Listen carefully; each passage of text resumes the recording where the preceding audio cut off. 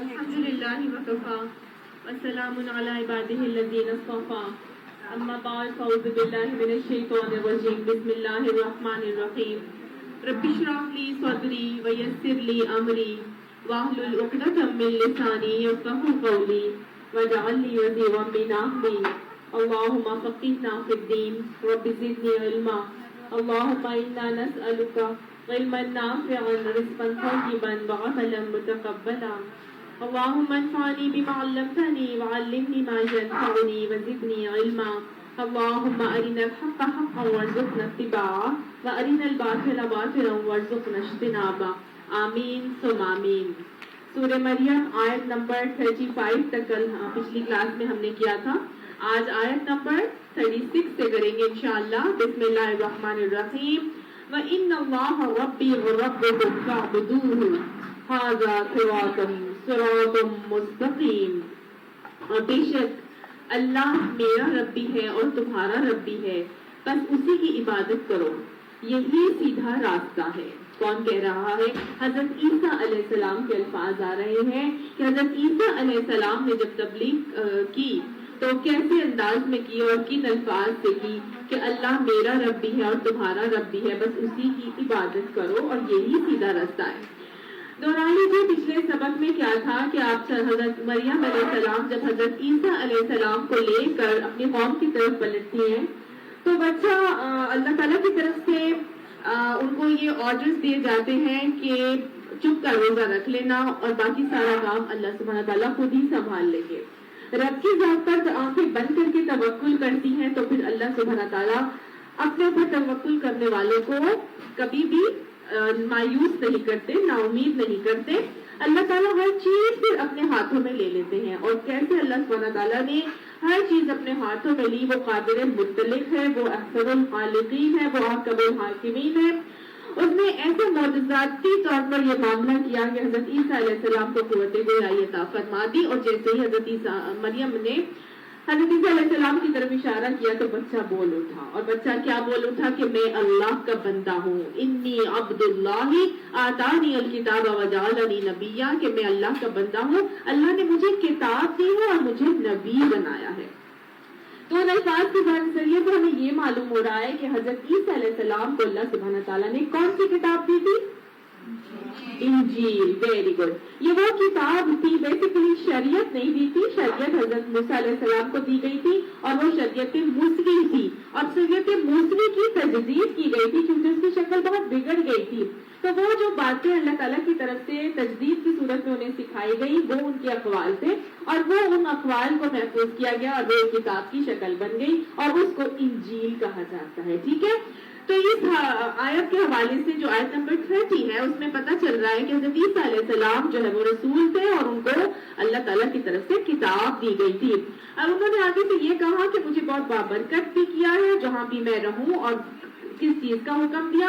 نماز اور زکوٰۃ کی پابندی کا حکم دیا۔ وَأَوْصَانِي بِالصَّلَاةِ وَالزَّكَاةِ مَا دُمْتُ حَيًّا، جب تک کہ میں زندہ رہوں مجھے نماز اور زکوٰۃ کی ادائیگی کا حکم دیا۔ انبیاء کو بھی ہم پڑھ چکے کہ ادائیگی نماز اور ادائیگی زکوٰۃ کا حکم دیا جاتا تھا۔ پھر کچھ صفات بتائی گئی، حضرت عیسیٰ علیہ السلام نے اپنی صفات بتائی کہ بھئی مجھے اپنے ماں کا حق ادا کرنے والا بنایا، مجھے جبار اور شقی نہیں بنایا، اور پھر سلام بھیجا اپنے اوپر۔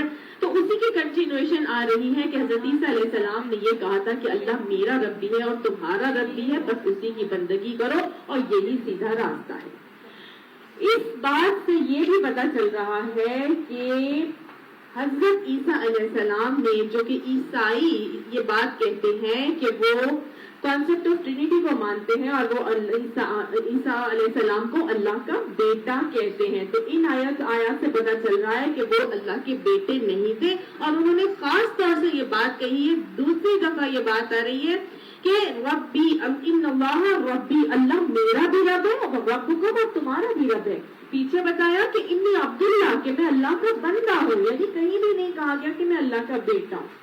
تو یہ بات تو اس کی نفی ہو گئی کانسیپٹ آف ٹرینٹی کی کہ حضرت عیسیٰ علیہ السلام اللہ کے بندے تھے اور اللہ کو ہی الہ مان کے چلتے تھے، اللہ کے بیٹے ہرگز بھی نہیں تھے۔ کس کے بیٹے تھے؟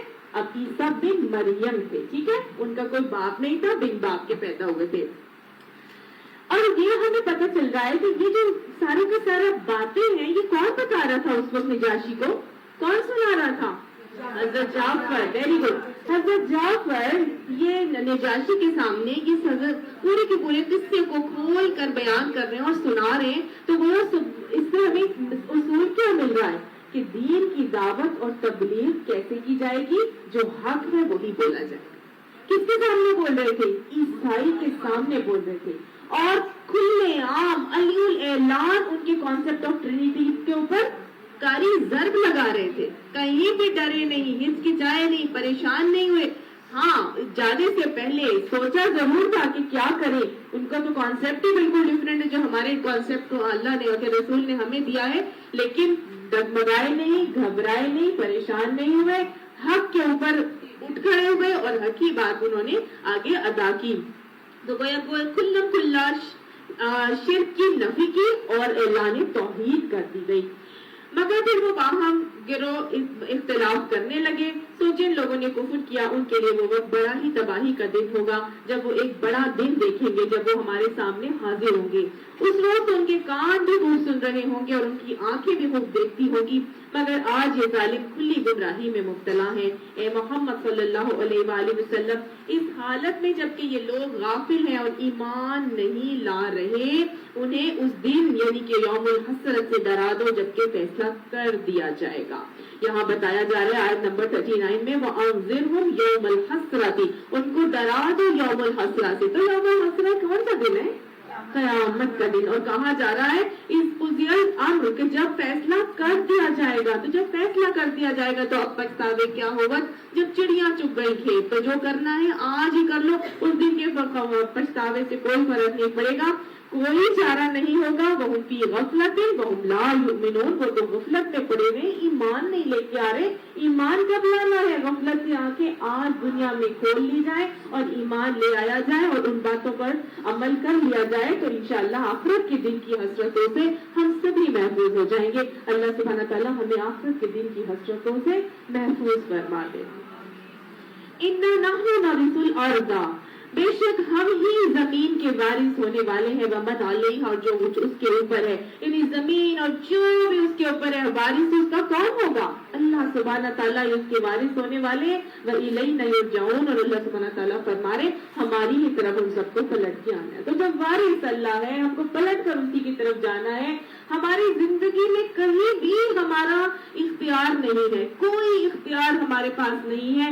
ایک اختیار عمل جو اللہ نے مجھے اور آپ کو دے دیا، اس اختیار عمل کو ہم نے استعمال کیسے کرنا ہے؟ اللہ کے بتائے ہوئے طریقے کے مطابق کرنا ہے. کیونکہ زندگی اسی کی، دنیا اسی کی. اس دنیا پر اور ہماری زندگی پر حکم کس کا چلے گا؟ اللہ کا چلے گا. اللہ ہی ممتحن ہے، اس کے پاس ہم نے پلٹ کر جانا ہے. وہ ہر چیز کا وارث ہے. وہ جنت جو اس نے میرے اور آپ کے لیے بنائی ہے، اللہ چاہتا ہے کہ ہم اس جنت کے وارث بن جائیں. اللہ سبحانہ تعالیٰ ہمیں اپنی رضا کے پرورانے عطا فرما دے اور ہمیں اس کی بتائے ہوئے طریقے کے مطابق زندگی گزارنے والا بنائے اور اس کو زندگی گزارنے میں ہمارے لیے آسانی بھی فراہم فرما دے. وَاذْكُرْ فِي الْكِتَابِ إِبْرَاهِيمَ، اور ذکر کرو اس کتاب کے اندر ابراہیم علیہ السلام کا. ابراہیم علیہ السلام کا ذکر کیا جا رہا ہے. کیوں کیا جا رہا ہے؟ سب سے پہلی بات تو یہ کہ دیکھیں آپ پیچھے ہم پڑھ کر آئے، حضرت عیسیٰ، حضرت زکریا، حضرت یحییٰ، حضرت مریم علیہ السلام کا تذکرہ کیا گیا. کن کے سامنے یہ بات رکھی جا رہی تھی؟ عیسائیوں کے سامنے. گویا عیسائیوں کے غلط عقیدے کو ٹھیک کیا گیا تھا، عیسائیوں کے غلط عقیدے کو درست کیا گیا تھا. اب کیا بات کی جا رہی ہے حضرت ابراہیم علیہ السلام کی.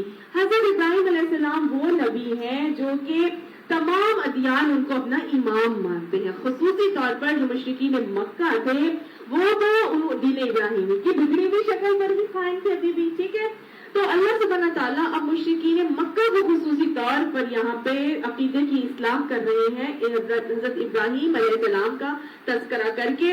اس کے بعد حضرت ابراہیم علیہ السلام کی کچھ صفات بتائی جائے گی اور ان کو اپنے صحیح رویے کو کرنے کے لیے تلقین کیا جائے گا. پھر اس کے بعد آگے ہم دیکھیں گے کہ اللہ سبحانہ تعالیٰ یہودیوں سے مخاطب ہو کر ان کو ان کے غلط عقیدے کی اصلاح کی طریقے کی طرف مائل کریں گے، اور اس کے بعد امت مسلمہ صلی اللہ علیہ وسلم جو ہے حضرت محمد صلی اللہ علیہ وسلم کی امت، ان کو بتایا جائے گا، اور ان کے حوالے سے حضرت اسماعیل علیہ السلام جو کہ بنی اسماعیل میں سے حضرت نبی صلی اللہ علیہ وسلم آئے، ان کی فضیلت بھی بتائی جائے گی، ٹھیک ہے، ان کے طریقہ کار بھی بتائے جائیں گے۔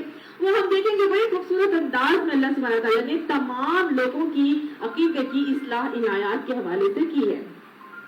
تو کیا بتایا جا رہا ہے اس کتاب میں؟ ذکر کرو ابراہیم علیہ السلام کا، انہ کان صدیقا نبیا، وہ ایک سچا نبی تھا۔ صحیح، نبی کی کیا صفت بتائی جا رہی ہے؟ صدیق تھے۔ صدیق کون ہوتے ہیں؟ جو ہمیشہ سچ بولنے والے ہوتے ہیں، جو سچ کے لیے اٹھ کھڑے ہونے والے ہوتے ہیں۔ وہ جہاں دیکھتے ہیں کہ سچ کو دبایا جا رہا ہے وہ اس کے خلاف اٹھ کھڑے ہوتے ہیں، جھوٹ کبھی نہیں بولتے، اور جہاں دیکھتے ہیں کہ جھوٹ بولا جا رہا ہے تو وہاں سے کرنی کترا جاتے ہیں۔ گویا وہ اللہ کے کو سچے اللہ کو بھی مانتے ہیں، اللہ کے سچے رسولوں کو بھی مانتے ہیں، اللہ کے سچے احکامات کو بھی مانتے ہیں، اس کی سچی کتابوں کو بھی مانتے ہیں، اس کی تمام سچی باتوں پر سچے دل سے عمل کر کے دکھاتے ہیں۔ ان لوگوں کو کہا جاتا ہے صدیق، اور یہ وہ صفت ہے جو کہ انبیاء کی صفت ہے۔ آپ صلی اللہ علیہ وسلم کے اوپر جب نبی نہ آئی تھی تو آپ صلی اللہ علیہ وسلم کن القاب سے پکارے جاتے تھے؟ صادق اور امین۔ Very good. تو اگر ہم چاہتے ہیں کہ اللہ سبحانہ تعالیٰ ہمیں بھی نبوت کے منصب کے لیے تو نہیں لیکن انبیاء کا نائب بنا لے، تو پھر ہمیں کیا کرنا ہے؟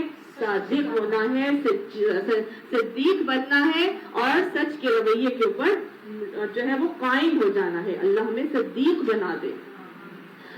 اب یہاں پر وہ جب ان کی صفت بہت خوبصورت بتائی جا رہی ہے، صدیق النبیہ۔ صدیق کے حوالے سے دیکھا جائے تو صدیق کہتے ہیں مبالغے کی حد تک سچ بولنے والا۔ تو ہم دیکھتے ہیں کہ حضرت ابراہیم علیہ السلام کی جو نیچر یا طبیعت ہے وہ یہ ہے کہ انہوں نے دلیل اور لاجک سے اللہ کی توحید کو پہچانا تھا۔ توحید کی برہان ملی تھی انہیں، شرک کی نفی کی تھی انہوں نے، اور سچ پر اٹ گئے تھے، ڈٹ گئے تھے، اور اڑ گئے تھے بالکل کہ نہیں، میں نے اس سے ٹس سے مس نہیں ہونا۔ اور پھر کیا کیا تھا؟ کسی چیز کی پرواہ نہیں کی۔ سب سے پہلا حکم جو قرآن پاک میں بھی اللہ تعالیٰ نے نبی صلی اللہ علیہ وسلم کو دیا وہ کیا دیا تھا؟ انذر عشیرتک الاقربین۔ اب آپ نکلیے اور اپنے قرابت داروں کو ڈرائیے۔ تو یہ بھی سب سے پہلے ہمارے سب سے زیادہ حسن سلوک کے مستحق کون ہے؟ ہمارے قرابت داروں میں کون ہے؟ والدین، ٹھیک ہے نا؟ تو والدین اقربا میں سب سے زیادہ ہماری خیر خواہی کے مستحق ہوتے ہیں نا۔ تو اب یہاں پر انہوں نے اسی چیز پر عمل کرتے ہوئے سب سے پہلی دین کی دعوت، توحید کی تبلیغ کس کے پاس کی؟ اپنے والد سے شروع کی، ٹھیک ہے؟ تو ہماری خیر خواہی کے، ہماری دین کی تبلیغ کے سب سے پہلے حقدار کون ہے؟ ہمارے اپنے، ہمارے پیارے، جو ہمارے قریب ہیں سب سے زیادہ، ہمارے والدین۔ اگر ہم دیکھیں کہ ان میں کوئی غلطی ہے، کمی ہے، کوتاہی، تو ہم نے ان کو بتانا ہے۔ عقائد کی اصلاح اگر غلط ہے، ان کے اندر کوئی غلطی ہے تو ہم نے اس کی اصلاح بھی کرنی ہے۔ اپنے بچوں میں دیکھنا ہے تو وہ تو تربیت کے حوالے سے ہم نے کرنا ہی، وہ تو ہماری ذمہ داری ہے، لیکن یہ کیا کر رہے ہیں؟ سب سے پہلے اپنے والد کے ساتھ۔ اب ان کے رویے کو دیکھیے گا کہ ان کا رویہ اپنے والد کے ساتھ کتنا حسین اور کتنا خوبصورت ہے۔ اس قرآن ابھی ہی جب انہوں نے اپنے والد سے کہا یا ابتی، یا ابتی کا مطلب ہے اے میرے پیارے بابا جان، اے میرے پیارے بابا جان، ہے نا؟ اتنی محبت سے مخاطب ہو کر کہہ رہے ہیں کہ اے میرے پیارے بابا جان، لِمَ تَعْبُدُ مَا لَا يَسْمَعُ وَلَا يُبْصِرُ وَلَا يُغْنِي عَنْكَ شَيْئًا، کہ آپ کیوں ان چیزوں کی عبادت کرتے ہیں جو نہ سنتی ہیں، نہ دیکھتی ہیں، اور نہ ہی آپ کا کوئی کام بنا سکتی ہیں۔ گویا الہ کی صفات انہوں نے ایک ہی جملے میں بتا دی، اور ایک سوالیہ انداز میں، کہ سوالیہ انداز میں جب آپ اپنی کوئی بات دیتے ہیں نا تو اگلا سوچنے پر مجبور ہوتا ہے۔ اگر وہ یہ کہتے آپ نہ عبادت کیا کریں، آپ نہ سنا اس کو پوجا کریں، آپ یہ تو سن بھی نہیں سکتی تو دیکھ بھی نہیں سکتی، نہیں، وہ کوئی آرڈر نہیں دے رہے، وہ کیا کر رہے؟ آپ کیوں یہ کام کرتے ہیں؟ ایسے کو کیوں پوچھ رہے ہیں جو کہ نہ سن سک رہا ہے، نہ دیکھ سک رہا ہے، جو سن بھی نہیں رہا، دیکھ بھی نہیں رہا، وہ آپ کو بغیر کوئی کام کیسے کر سکتا ہے؟ کتنا لاجیکلی، اتنے خوبصورت انداز میں ان کو، ان کی سوچ کو متحرک کر رہے ہیں کہ آپ خود ہی سوچیں کہ آپ کیوں ایسی چیز کی عبادت کر رہے ہیں۔ تو گویا یہاں دو چیزیں پتہ چل رہی ہیں، ایک تو یہ کہ الہ ہونے کے لیے دو صفات بہت ضروری ہیں۔ کون سی؟ کہ وہ سن بھی سکتا ہو اور دیکھ بھی سکتا ہو، اور تیسری چیز ہے کہ جب وہ سن سکتا ہوگا، دیکھ سکتا ہوگا، تو ظاہر ہے کہ اس کو علم بھی ہوگا، خبر رکھنے والا بھی ہوگا، آپ کی حاجت روائیوں کو بھی سن رہا ہوگا، اور پھر وہ غنی ہوگا، ہر چیز سے غنی ہوگا کہ آپ کی تمام چیزوں کو وہ پورا بھی کر سکے گا۔ تو گویا یہ باتیں بتائی جا رہی ہیں کہ الہ کی صفات کیا ہونی چاہیے کہ وہ سن بھی سکتا ہو، دیکھ بھی سکتا ہو۔ ایک سوال میں دیکھیے حضرت ابراہیم علیہ السلام نے پورے دنیا میں ہونے والے تمام طریقوں کے شرک کی نفی کر دی۔ ایک ہی سوال میں سورج، چاند، ستارے، دیوی دیوتا، پیر، بزرگ، اولیاء، فرشتے، ساری چیزیں جن کو پوجا جاتا ہے وہ نہ سن سکتے ہیں، نہ دیکھ سکتے ہیں، اور نہ ہی غنی۔ وہ تو اپنے اوپر آئے ہوئے قبر کے عذاب کو نہیں ٹال سکتے، وہ تو اپنے اوپر آئے ہوئے کوئی عذاب کو اپنے اوپر سے ہلا نہیں سکتے، وہ کیوں کسی کی حاجت روائی یا مشکل کشائی کا معاملہ کریں گے؟ تو گویا اتنا خوبصورت انداز، تو گویا جب آپ نے کسی کو بات کرنی ہے تو ایسی بات کی جائے کہ سوچ پر بھی مجبور ہو جائے اور آپ کی بات میں وزن بھی ہونا چاہیے کہ واقعی میں یہ بات تو بالکل صحیح کی جا رہی ہے۔ آگے کہتے ہیں ابا جان میرے پاس ایک ایسا علم آیا ہے جو آپ کے پاس نہیں آیا۔ تو وہ یہ پتا چل رہا ہے کہ بیٹا باپ کو ایک علم کی بات بتا رہا ہے کہ میرے پاس ایک ایسا علم ہے جو آپ کے پاس نہیں ہے۔ کبھی کبھار یہ بھی ہوتا ہے کہ والدین سے زیادہ سیانی ان کی اولاد ہوتی ہے، اور ہم دیکھتے ہیں کہ ہمارے بچے تو ہم سے 10 times much انٹیلیجنٹ ہے کہ نہیں؟ 10 گنا زیادہ ہم سے ہمارے بچے انٹیلیجنٹ ہوتے ہیں، اسمارٹ ہوتے ہیں، زیادہ سوچ سمجھ رکھتے ہیں، صلاحیت رکھتے ہیں۔ کتنے ایسے کام ہوتے ہیں جو ہم ماں باپ نہیں کر سکتے اور ہمارے بچے منٹوں میں چٹکی اجا کے کر لیتے ہیں، ہے نا؟ کبھی ہمارے بچے کسی چیز کا ایسا حل دیتے ہیں کہ ہم حیران ہو جاتے ہیں، اچھا میں نے تو ایسا سوچا ہی نہیں تھا، ہے نا؟ آج کے ہمارے بچے اتنی فاسٹ لائف ہے اور ہر دفعہ ایسا ہی ہوتا ہے، ہر دفعہ ہر دور میں ایسا ہی ہوتا ہے کہ والدین سے بہت زیادہ اسمارٹ ہوتے ہیں ان کے بچے، اور تبھی وہ جو نافرمان اولاد ہے وہ کیا کہتی ہے، امی آپ کو تو کچھ پتہ ہی نہیں ہے نا؟ لیکن جو عقل مند اولاد ہوتی ہے وہ کبھی ایسے نہیں بولتی، بلکہ وہ ماں باپ کو اس علم کو سکھانے کا معاملہ کرتی ہے، بڑے خوبصورت انداز میں سکھاتی ہے، بڑے انسینسیبل وے میں اپنے والدین کو بتاتی ہے۔ اسی طرح سے یہ کہہ رہے ہیں کہ میرے پاس ایک ایسا علم ہے جو آپ کے پاس نہیں آیا۔ اب ہمیں یہاں سے یہ سب سمجھ میں آتا ہے کہ جب بچے ہم سے جو چھوٹے ہوتے ہیں، جو ہمارے ہاتھوں سے پل کے بڑے ہوتے ہیں، اگر وہ ہمیں کوئی اچھی بات بتائیں، لاجیکلی کوئی چیز ایکسپلین کریں اور واقعی کو ہمیں کوئی چیز سکھانا چاہیں تو ہمیں اس کو فوراً ایکسپٹ کر لینا چاہیے، ٹھیک ہے نا؟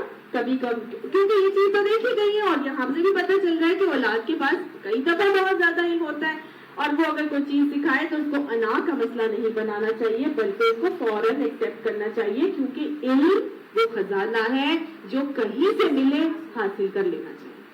علم ایک بہتا ہوا سمندر ہے، جب علم آتا ہے نا تو ہمارے عمل پر دستک دیتا ہے، اور اگر وہ عمل میں آ جائے تو وہ وہیں ٹھہر جاتا ہے، اور اگر وہ علم ہمارے عمل میں نہ آئے تو پھر ہمارا علم ضائع ہو جائے۔ تو لہٰذا علم جب آئے تو اس کو فوراً لینا چاہیے اور اس کو اپنے عمل میں لانا چاہیے تاکہ وہ علم ہمارے اندر ٹھہر جائے، اور پھر اس علم کو جب ہم بتائیں گے کسی کو تو ہمارا وہ علم بڑھتا جائے گا۔ سمجھ میں آئی؟ وہ کبھی بھی بتانے سے ختم نہیں ہوتا بلکہ بڑھتا ہی چلا جاتا ہے۔ تو لہٰذا علم لینے میں کبھی جھجکنا نہیں چاہیے، چھوٹے سے ملے، بڑے سے ملے، بوڑھے سے ملے، کمزور سے ملے، طاقتور سے ملے، یا بیمار سے ملے، صحت مند سے ملے، اپنے سے بچے سے ملے یا اپنے حاکم سے ملے، جس سے بھی ملے اس کو حاصل کر لینا چاہیے۔ ہاں وہ علم ہی ہونا چاہیے، غلط بات نہیں ہونی چاہیے، ٹھیک ہے؟ لاجیکلی اگر وہ آپ کو بات ملتی ہے تو اس کو حاصل کر لینا چاہیے، اپنی انا کا مسئلہ نہیں بنانا چاہیے۔ تو بہت خوبصورت انداز میں وہ اپنے والد کو ایک نصیحت کر رہے ہیں اور کہہ رہے ہیں کہ میرے پاس وہ علم ہے جو آپ کے پاس نہیں ہے۔ اب آپ دیکھیے یہ اپنے والد سے باتیں کر رہے ہیں۔ والد کون ہے؟ بت گر ہے، بت پرست ہے، اور بہت بڑی عہدے اور ترقی اور اقتدار اس کے پاس ہے، لیکن ان کا اپنے والد کے ساتھ بات کرنے کے انداز میں ادب اور سلیقہ ملحوظ خاطر رکھنا، دیکھنا کیسا انہوں نے رکھا ہے، کس طرح سے والد کے ساتھ ادب اور شائستگی کے دائرے میں بات کرنے، کہیں کوئی بدتمیزی نہیں، کہیں کوئی بد کلامی نہیں ہے، کہیں کوئی بد مزاجی نہیں ہے, کہیں کوئی اکڑ اور تکبر کا معاملہ نظر نہیں آئے گا. ہر حالت میں اپنے کو کمتر اور باپ کو بڑھتر اور عزت کا دائرہ میں رکھتے ہوئے جو ہے اپنے والد کے ساتھ ہم کلام ہیں. کیوں؟ اس لیے کہ ان کو معلوم ہے کہ یہ والدین وہ ہستی ہیں جو ہمارے لیے دنیا میں اگر میں احسان کے لیے کسی کا حق کوئی رکھتا ہے تو وہ کون رکھتا ہے؟ والدین. والدین وہ ہستیاں ہیں جو اپنی اولاد کے اوپر احسان کرتی ہیں, اور وہی اس قابل ہیں کہ اولاد ان کے ساتھ بھی احسان کرے. ادر دین اللہ کے بعد جو ہے وہ کس کا حق رکھ دیا گیا؟ والدین کا حق رکھ دیا گیا. تو لہٰذا ان کو معلوم ہے کہ والدین اگر مشرک بھی ہیں تو کیا ہے تو احسان کرنے والی ہستیاں نا, لہٰذا یہ مستحق ہے اس چیز کی کہ میں ان کے ساتھ احسان کا رویہ ہی رکھ کے چلوں اور ہرگز بھی ان کی دل آزاری نہیں کروں. کافر ہو, فاسق ہو, فاجر ہو, مشرک ہو, جیسے مرضی ماں باپ ہو, ان کی خلاف دین یا خلاف شریعت باتوں کو صرف نہیں مانا جائے گا. اگر وہ شرک کے لیے آپ کو ایگزسٹ کریں گے صرف وہ بات نہیں مانی جائے گی. باقی تمام حسن سلوک کی باتیں ہمارا دین ہمیں سکھاتا ہے کہ والدین کے ساتھ کی جائیں گی. اب کتنے انداز سے بات کر رہے, دیکھیں آپ میرے پیچھے چلیں, میں آپ کو سیدھا راستہ بتاؤں گا. ابا جان آپ شیطان کی بندگی نہ کریں, شیطان تو رحمان کا نافرمان ہے. ابا جان مجھے ڈر ہے کہ کہیں آپ رحمان کے عذاب میں مبتلا نہ ہو جائیں اور شیطان کے ساتھی بن کر رہ جائیں. مومن ہو چکے ہیں, ہے نا, مومن ہو چکے ہیں, باپ کٹر مشرک ہے, لیکن لہجہ دیکھ رہے ہیں آپ کیا محبت سے اپنی والد, پتہ ہے والد غلط کر رہا ہے, پتہ ہے میرا باپ غلط ہے, لیکن پھر بھی بہت محبت سے بات کر رہے ہیں. باپ آگے سے کیا کہتے ہیں, اپنے بیٹے کی بات کو مان لیتے ہیں. باپ نے کیا بیٹے کی بات کو مان لیا؟ اور اکثر ایسا ہی ہوتا ہے جب اولاد اپنے والدین کو کوئی بات سمجھانے لگتی ہے تو وہ آگے سے کہتے ہیں تو کیا 2 انچ کی گٹا میرے آگے اٹھ کے آ کے بولنا شروع ہو گیا, میں نے تجھے بڑا کیا, پالا پوسا, سب کچھ کیا, اور آج تو مجھے سبق سکھانے کے لیے آ گیا. والدین آج بولتے ہیں نا اس طرح کو بات ہی نہیں سنتے یا مانتے نہیں, لیکن نہیں, یہاں پر بھی ان کے والد کا یہی رویہ اور انداز نظر آ رہا ہے. باپ نے کہا ابراہیم کیا تو میرے معبودوں سے پھر گیا ہے؟ اگر تو باز نہ آیا تو میں تجھے سنسار کر دوں گا, بلکہ تو ہمیشہ کے لیے مجھ سے الگ ہو جا.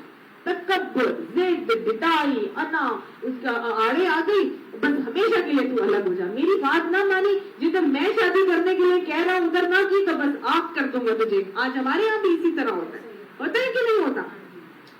اسی طرح کی بات ان کے والد نے بھی کی کہ ٹھیک ہے میں تجھے ہمیشہ سنسار کر دوں گا, بلکہ تجھے ہمیشہ کے لیے تو مجھ سے الگ ہو جا.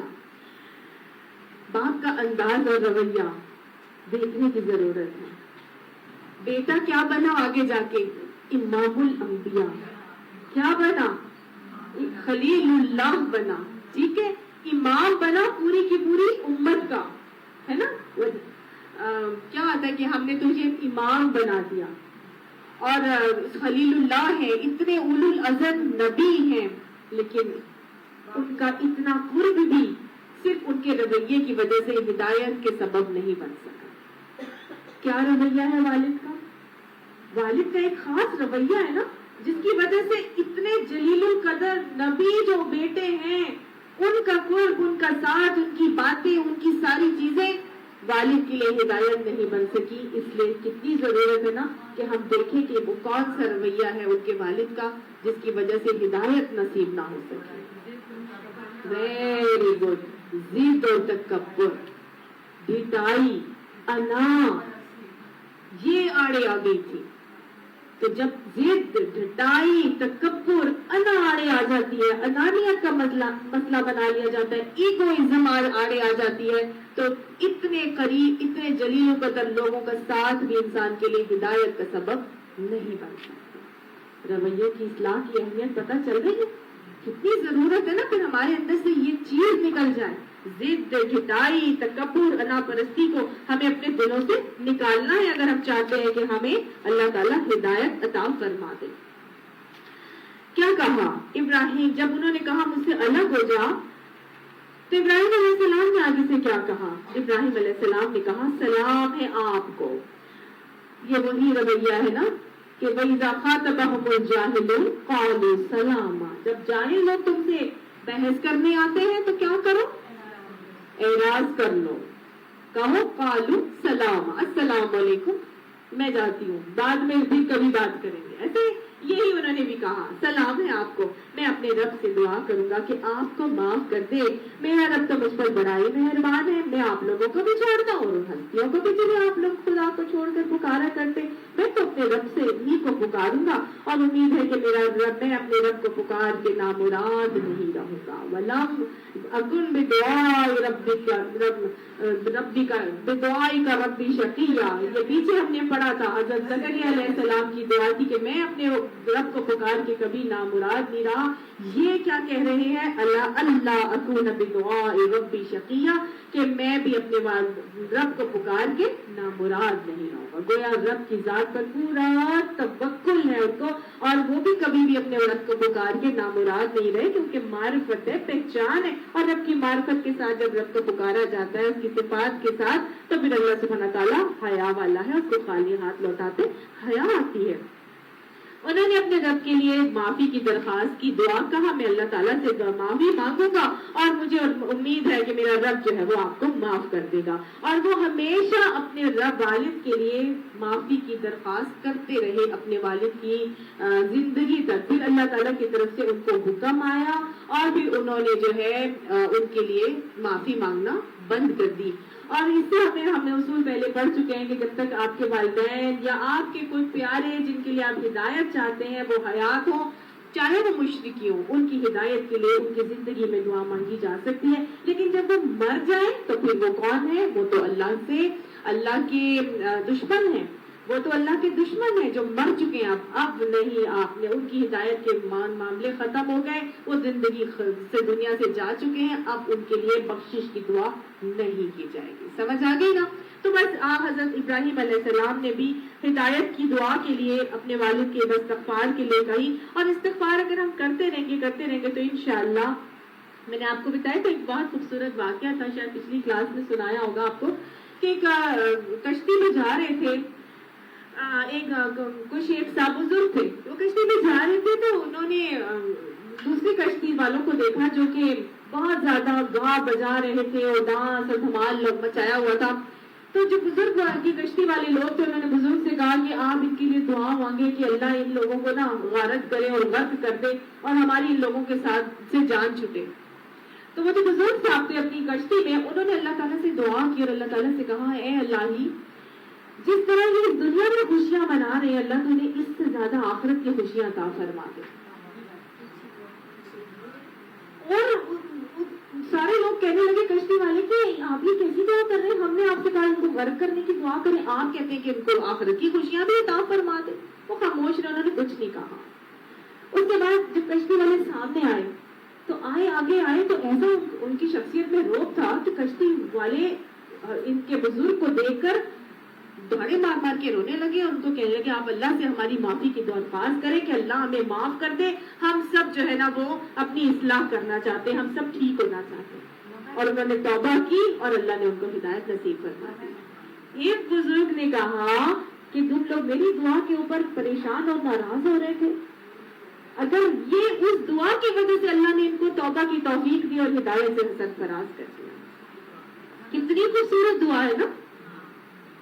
ہم کہتے ہیں کہ ہم سیدھا وہی دعا مانگے، نہیں، یہ ہوتی ہے دور اندیشی کہ انہوں نے کہا جتنی خوشی منا رہے اس سے زیادہ خوشیاں تبھی تو ملنی تھی جب وہ ہدایت یافتہ ہو جاتے ہے کہ نہیں. تو بس یہی بات ہے کہ اگر ہم اپنے کسی پیارے کے لیے بخشش کی دعا کر رہے ہیں، اس کی ہدایت کے لیے دعا کر رہے ہیں، یا اس کو آخرت کی نعمتوں کے لیے دعا کر رہے ہیں، تو اصل میں ہم کیا چاہ رہے ہیں؟ اس کے لیے اللہ تعالیٰ سے ہدایت ہی طلب کر رہے ہیں. اللہ تعالیٰ ہماری دعاؤں کو ہمارے پیاروں کے حق میں قبول فرما لیں. اب کیا ہوا؟ اس کے بعد انہوں نے جب کہا کہ میں تو کبھی بھی نامراد نہیں رہوں گا، بس جب ان لوگوں سے ان کے معبودان غیر اللہ سے جدا ہو گیا تو ہم نے اس کو اسحاق اور یعقوب علیہ السلام جیسی اولاد دی اور ہر ایک کو نبی بنایا اور ان کو اپنی رحمت سے نوازا اور ان کو سچی ناموری عطا فرمائی. اب کیا حضرت ابراہیم علیہ السلام کا رویہ نظر آ رہا ہے کہ ان سے ان لوگوں کے اور ان کے معبودان غیر اللہ سے جدا ہو گیا. حضرت ابراہیم علیہ السلام نے کسی چیز کی پرواہ نہیں کی. کیا مل رہا تھا ان کو اپنے والد کے ساتھ اگر رہتے تو؟ ہر قسم کی आसाइश, सहूलत, नाम, ओहदा, मर्तबा, पैसा, लेकिन उन्होंने क्या देखा? उन्होंने अल्लाह की रजा, उन्होंने आखिरत में देखी, फिक्र आखिरत उन पे गालिब रहा, उन्होंने सारी दुनियावी नेमतों को ठुकरा दिया, पाँव मार दिया। आज हमारे कहते हैं मैं क्यों अपने बाप का बना बनाया बिजनेस छोड़ के जाऊं, अच्छा है मैं यहीं पे रहूंगा, कोई बात नहीं, मर्द खप जाना है, सारा कुछ मेरा हो जाना है, ठीक है, आज 4 दिन उनकी मर्जी के गुजार लेता हूँ, फिर क्या है, फिर तो मेरी बननी है। नहीं, उन्होंने कोई चीज की नहीं दी, परवाह नहीं की, बल्कि उन्होंने फौरन अपनी आखिरत की फिक्र की और हर चीज के ऊपर लात मारी और उन्होंने क्या कहा कि मैं इसकी नफी करता हूँ, और वो जुदा हो गए और वो वहां से चले गए। फिर हमें पूरा किस्सा पता है हजरत इब्राहिम अलैहिस्सलाम का कि उनको जलावतन कर दिया गया था और वो अपनी और 2 लोगों के साथ, हजरत लूत और हजरत सारा के साथ, वो फलस्तीन की तरफ आ गए थे। फिर क्या हुआ? जब कोई शिर्क की इस तरह से नफी कर देता है, बिल्कुल लात मार देता है, हर किस्म की दुनियावी नेमतों के उनकी कुर्बानी दे देता है, तो फिर अल्लाह सुब्हान ताला ऐसे शख्स को छोड़ा नहीं करते। फिर अल्लाह ताला उनकी ज़ुर्रियत में नबूवत रख देते हैं, सालिहियत रख देते हैं, और एक से एक बढ़कर अल्लाह ताला ने उनको नेक औलाद अता फरमाई, एक हजरत इस्माइल अलैहिस्सलाम और एक हजरत इसहाक अलैहिस्सलाम। तो यहाँ बताया जा रहा है इसहाक और याकूब जैसी औलाद अदा की, और हर एक को नबी भी बनाया और अपनी रहमत से भी नवाजा और सच्ची नामवरी अता फरमाई। पहले भी हमने ये उसूल पढ़ा था, तो आज भी हमारे लिए यही उसूल है। यहाँ पर अगर हम चाहते हैं कि अल्लाह ताला हम पर भी अपनी रहमतें निछावर करे, अल्लाह सुब्हान ताला हमारी औलादों को भी चुन ले, अल्लाह ताला उनको सच्ची नामवरी, हमें सच्ची नामवरी अता फरमाए, दुनिया और आखिरत की भलाइयां हमें अता फरमाए, हमारी औलादों और ज़ुर्रियत को संवार दे और साले बना दे, तो हमें क्या करना है? टोटली नफी करनी है शिर्क की, हर किस्म के शिर्क से अपने आप को बुलंद करके तौहीद की वहदानियत पर कायम करके चलना है। अल्लाह सुब्हान ताला हमें शिर्क की पहचान अता फरमाए और शिर्क से जो है वो कराहियत अता फरमाए और शिर्क से बचने की भी तौफीक नसीब फरमाए। अल्लाह हमारी औलादों को भी दीन के काम के लिए चुन ले। अब बाप का जब नफी का रवैया था जिद और धटाई और तकब्बुर के साथ, तो वो ईमान से महरूम रहा महरूम, तो लिहाजा कौन से रवैये छोड़ने हैं? जिद, झुटाई, तकब्बुर, अना परस्ती के रवैयों को छोड़ना है, तो इंशाअल्लाह अल्लाह ताला की रहमत के हम जरूर ही हकदार हो जाएंगे। अगली बात बताई जा रही है और जिक्र करो इस किताब में मूसा का, वो एक चीटा शख्स था, मूसा अलैहिस्सलाम का जिक्र किया जा रहा है। अब यहूदियों से अल्लाह ताला उनके अकीदे की इस्लाह करने के लिए मुखातिब है और क्या फरमाया जा रहा है? मूसा अलैहिस्सलाम का जिक्र करो, वो कैसा था? इन्नहु कान मुखलसन, वो बहुत खालिस इंसान था, मुखलिस इंसान था। तो लिहाजा नबियों की एक और खूबसूरत सिफत यहाँ बताई जा रही है कि नबी कैसे होते हैं? मुखलिस होते हैं। पीछे सिद्दीक पढ़ा था, यहाँ क्या आ रहा है? मुखलिस होते हैं। अल्लाह हमें इखलास से अमल अता फरमाए। याद रखिएगा, अमल के एक समंदर से इखलास का एक कतरा बेहतर है, ठीक है? बजाय इसके कि आप बेपनाह सारा दिन अमल करते रहें, लेकिन किसी भी अमल में अगर इखलास नहीं है तो ऐसे अमल का कोई फायदा नहीं है। अगर एक अमल खालिसतन अल्लाह को खुश करने के लिए किया गया होगा, तो वो एक कतरा ही अमल का जो होगा वो हमारी इस्लाह, हमारी निजात के लिए काफी हो जाएगा। अल्लाह में इखलास से अमल भी अता फरमाए। क्या कहा जा रहा है? वो एक खालिस था और वकाना रसूल नबिया, और एक रसूल भी था और एक नबी भी था। गोया हजरत मूसा अलैहिस्सलाम रसूल भी थे और नबी भी थे। रसूल कौन होते हैं और नबी कौन होते हैं? बाकी तो पीछे हम नबिया पढ़ रहे हैं, यहाँ रसूलन नबिया आ रहा है, तो गोया रसूल और नबी में थोड़ा सा फर्क होता है, ठीक है ना? Very good. जो रिसालत के साथ आते हैं, किताब लेके साथ आते हैं, वो कौन होते हैं? रसूल होते हैं। ना सिर्फ वो एक किताब लेके आते हैं, अल्लाह उन्हें शरीयत देता है या शरीयत की तजदीद की जाती है, बल्कि अल्लाह सुब्हाना ताला उनकी जान की हिफाजत का भी जिम्मा उठा लेते हैं। उनको कोई बाल बेकर नहीं कर सकता। जबकि नबी कौन होते हैं? खबर देने वाले। नबी सिर्फ खबर पहुंचाने वाले होते हैं, इस्लाह का काम करने वाले होते हैं। उनकी जान की हिफाजत का जिम्मा अल्लाह ने नहीं उठाया होता और ना ही वो कोई किताब लेकर आते हैं, ठीक है? तो जब नबियों को अल्लाह ताला ने दुनिया में भेजा तो 1,24,000 अंबिया की तादाद आती है और रसूल 313 या 300 के करीब नबियों की तादाद, रसूलों की तादाद आती है।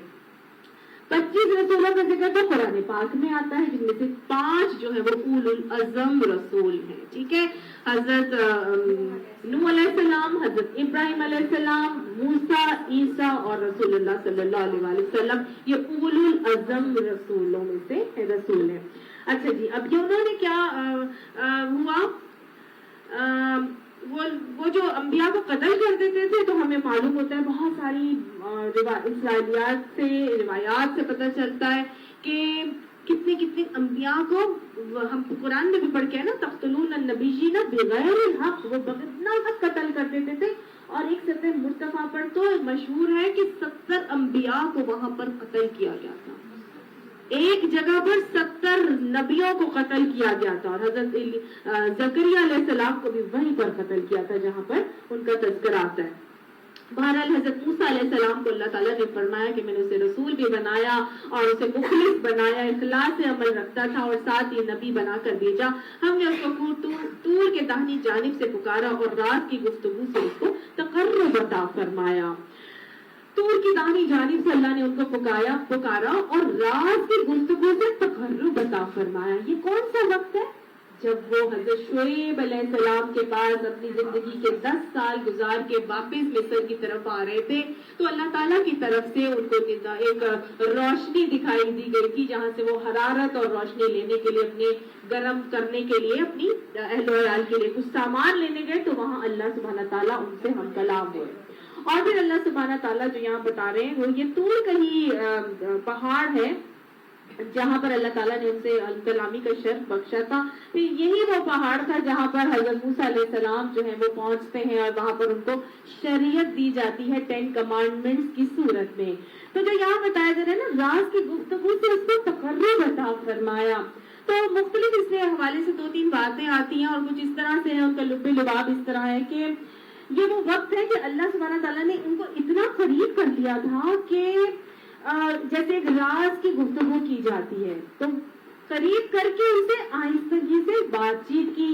दूसरी बात ये है कि उनको इतना करीब किया कि इतना करीब हो गया अल्लाह ताला के कि वो बाकायदा जो वो लिखाई दे रहा था ना, वो जो 10 कमांडमेंट्स लिखे जा रहे थे, कलम के चलने की उन्होंने आवाज भी सुनी। और बेशतर मुफस्सरीन कुरान जो है ना वो इसी बात को लेते हैं कि रात की गुफ्तगू से उसको तकर्रुब अता फरमाया। तो इतना करीब हो गए हजरत मूसा अलैहिस्सलाम कि उन्होंने बाकायदा कलम के चलने की आवाज सुनी। तीसरी बात यह है कि जब हम अल्लाह ताला से करीब होते हैं, जब हम अल्लाह ताला से रात की गुफ्तगू करते हैं 1 to 1 होके, किसमें करते हैं वैसे? रात में या तहज्जुद में या नमाज के दौरान, है ना, हम आहिस्ता आहिस्ता से बातें करते हैं तो अल्लाह ताला का कुर्ब इंसान को मिलता है। ठीक है, तो बस इस तरह से इन तीनों इसके मतलब बातें, रात की गुफ्तगू से उसको तकर्रुब अता फरमाया और अपनी मेहरबानी से उसके भाई हारून को नबी बनाकर उसे मददगार के तौर पर दिया। जब उनको नबुवत के लिए चुन लिया गया हज़रत मूसा अलैहिस्सलाम को, तो फिर उन्होंने अल्लाह ताला से दुआ की थी और उन्होंने क्या कहा था? रब्बी इश्रह ली सदरी व यस्सिर ली अमरी वहलुल उक़दतम मिन लिसानी यफ़क़हू क़ौली वजअल ली वज़ीरम मिन अहली, कि अल्लाह मेरे घर वालों में से एक मेरा मददगार बना दे। तो फिर अल्लाह सुब्हानहू तआला ने उनकी इस दुआ का जवाब उसी वक्त दिया और उनके भाई हारून को नबी बनाकर उसके साथ मददगार के तौर पर दे दिया। ठीक है, हजरत हारून नबी थे, रसूल नहीं थे। ठीक, हजरत हारून कौन है? नबी थे। इस किताब में इस्माइल अलैहिस्सलाम का जिक्र करो। अब हजरत इस्माइल, यानी यहाँ पर अब साफ चीजें यहूदियों के अकीदे के हवाले से बता दी गई कि हजरत मूसा अलैहिस्सलाम जो थे वो क्या थे और हजरत हारून अलैहिस्सलाम का क्या दर्जा था और कैसे अल्लाह ताला ने रात की गुफ्तगू की, कैसे उनको कुर्ब अता फरमाया और वो भी अल्लाह के भेजे हुए नबी थे। और ये कहना कि सबसे बेहतरीन नबी ही जो है वो हजरत मूसा अलैहिस्सलाम है और उसके बाद और कोई नहीं आ सकता, तो ऐसी कोई बात नहीं है। अब अल्लाह सुब्हानहू तआला आगे बयान कर रहे हैं, ये यहूदियों का अकीदा है कि हजरत मूसा अलैहिस्सलाम क्योंकि अल्लाह ताला से 1 to 1 हम कलाम होते थे, किसी और नबी को हम कलामी का शर्फ नहीं मिला, लिहाजा सुपीरियर मोस्ट नबी कौन है? मोसेस, मूसा अलैहिस्सलाम है और कोई नबी उनके दर्जे तक नहीं पहुंच सका।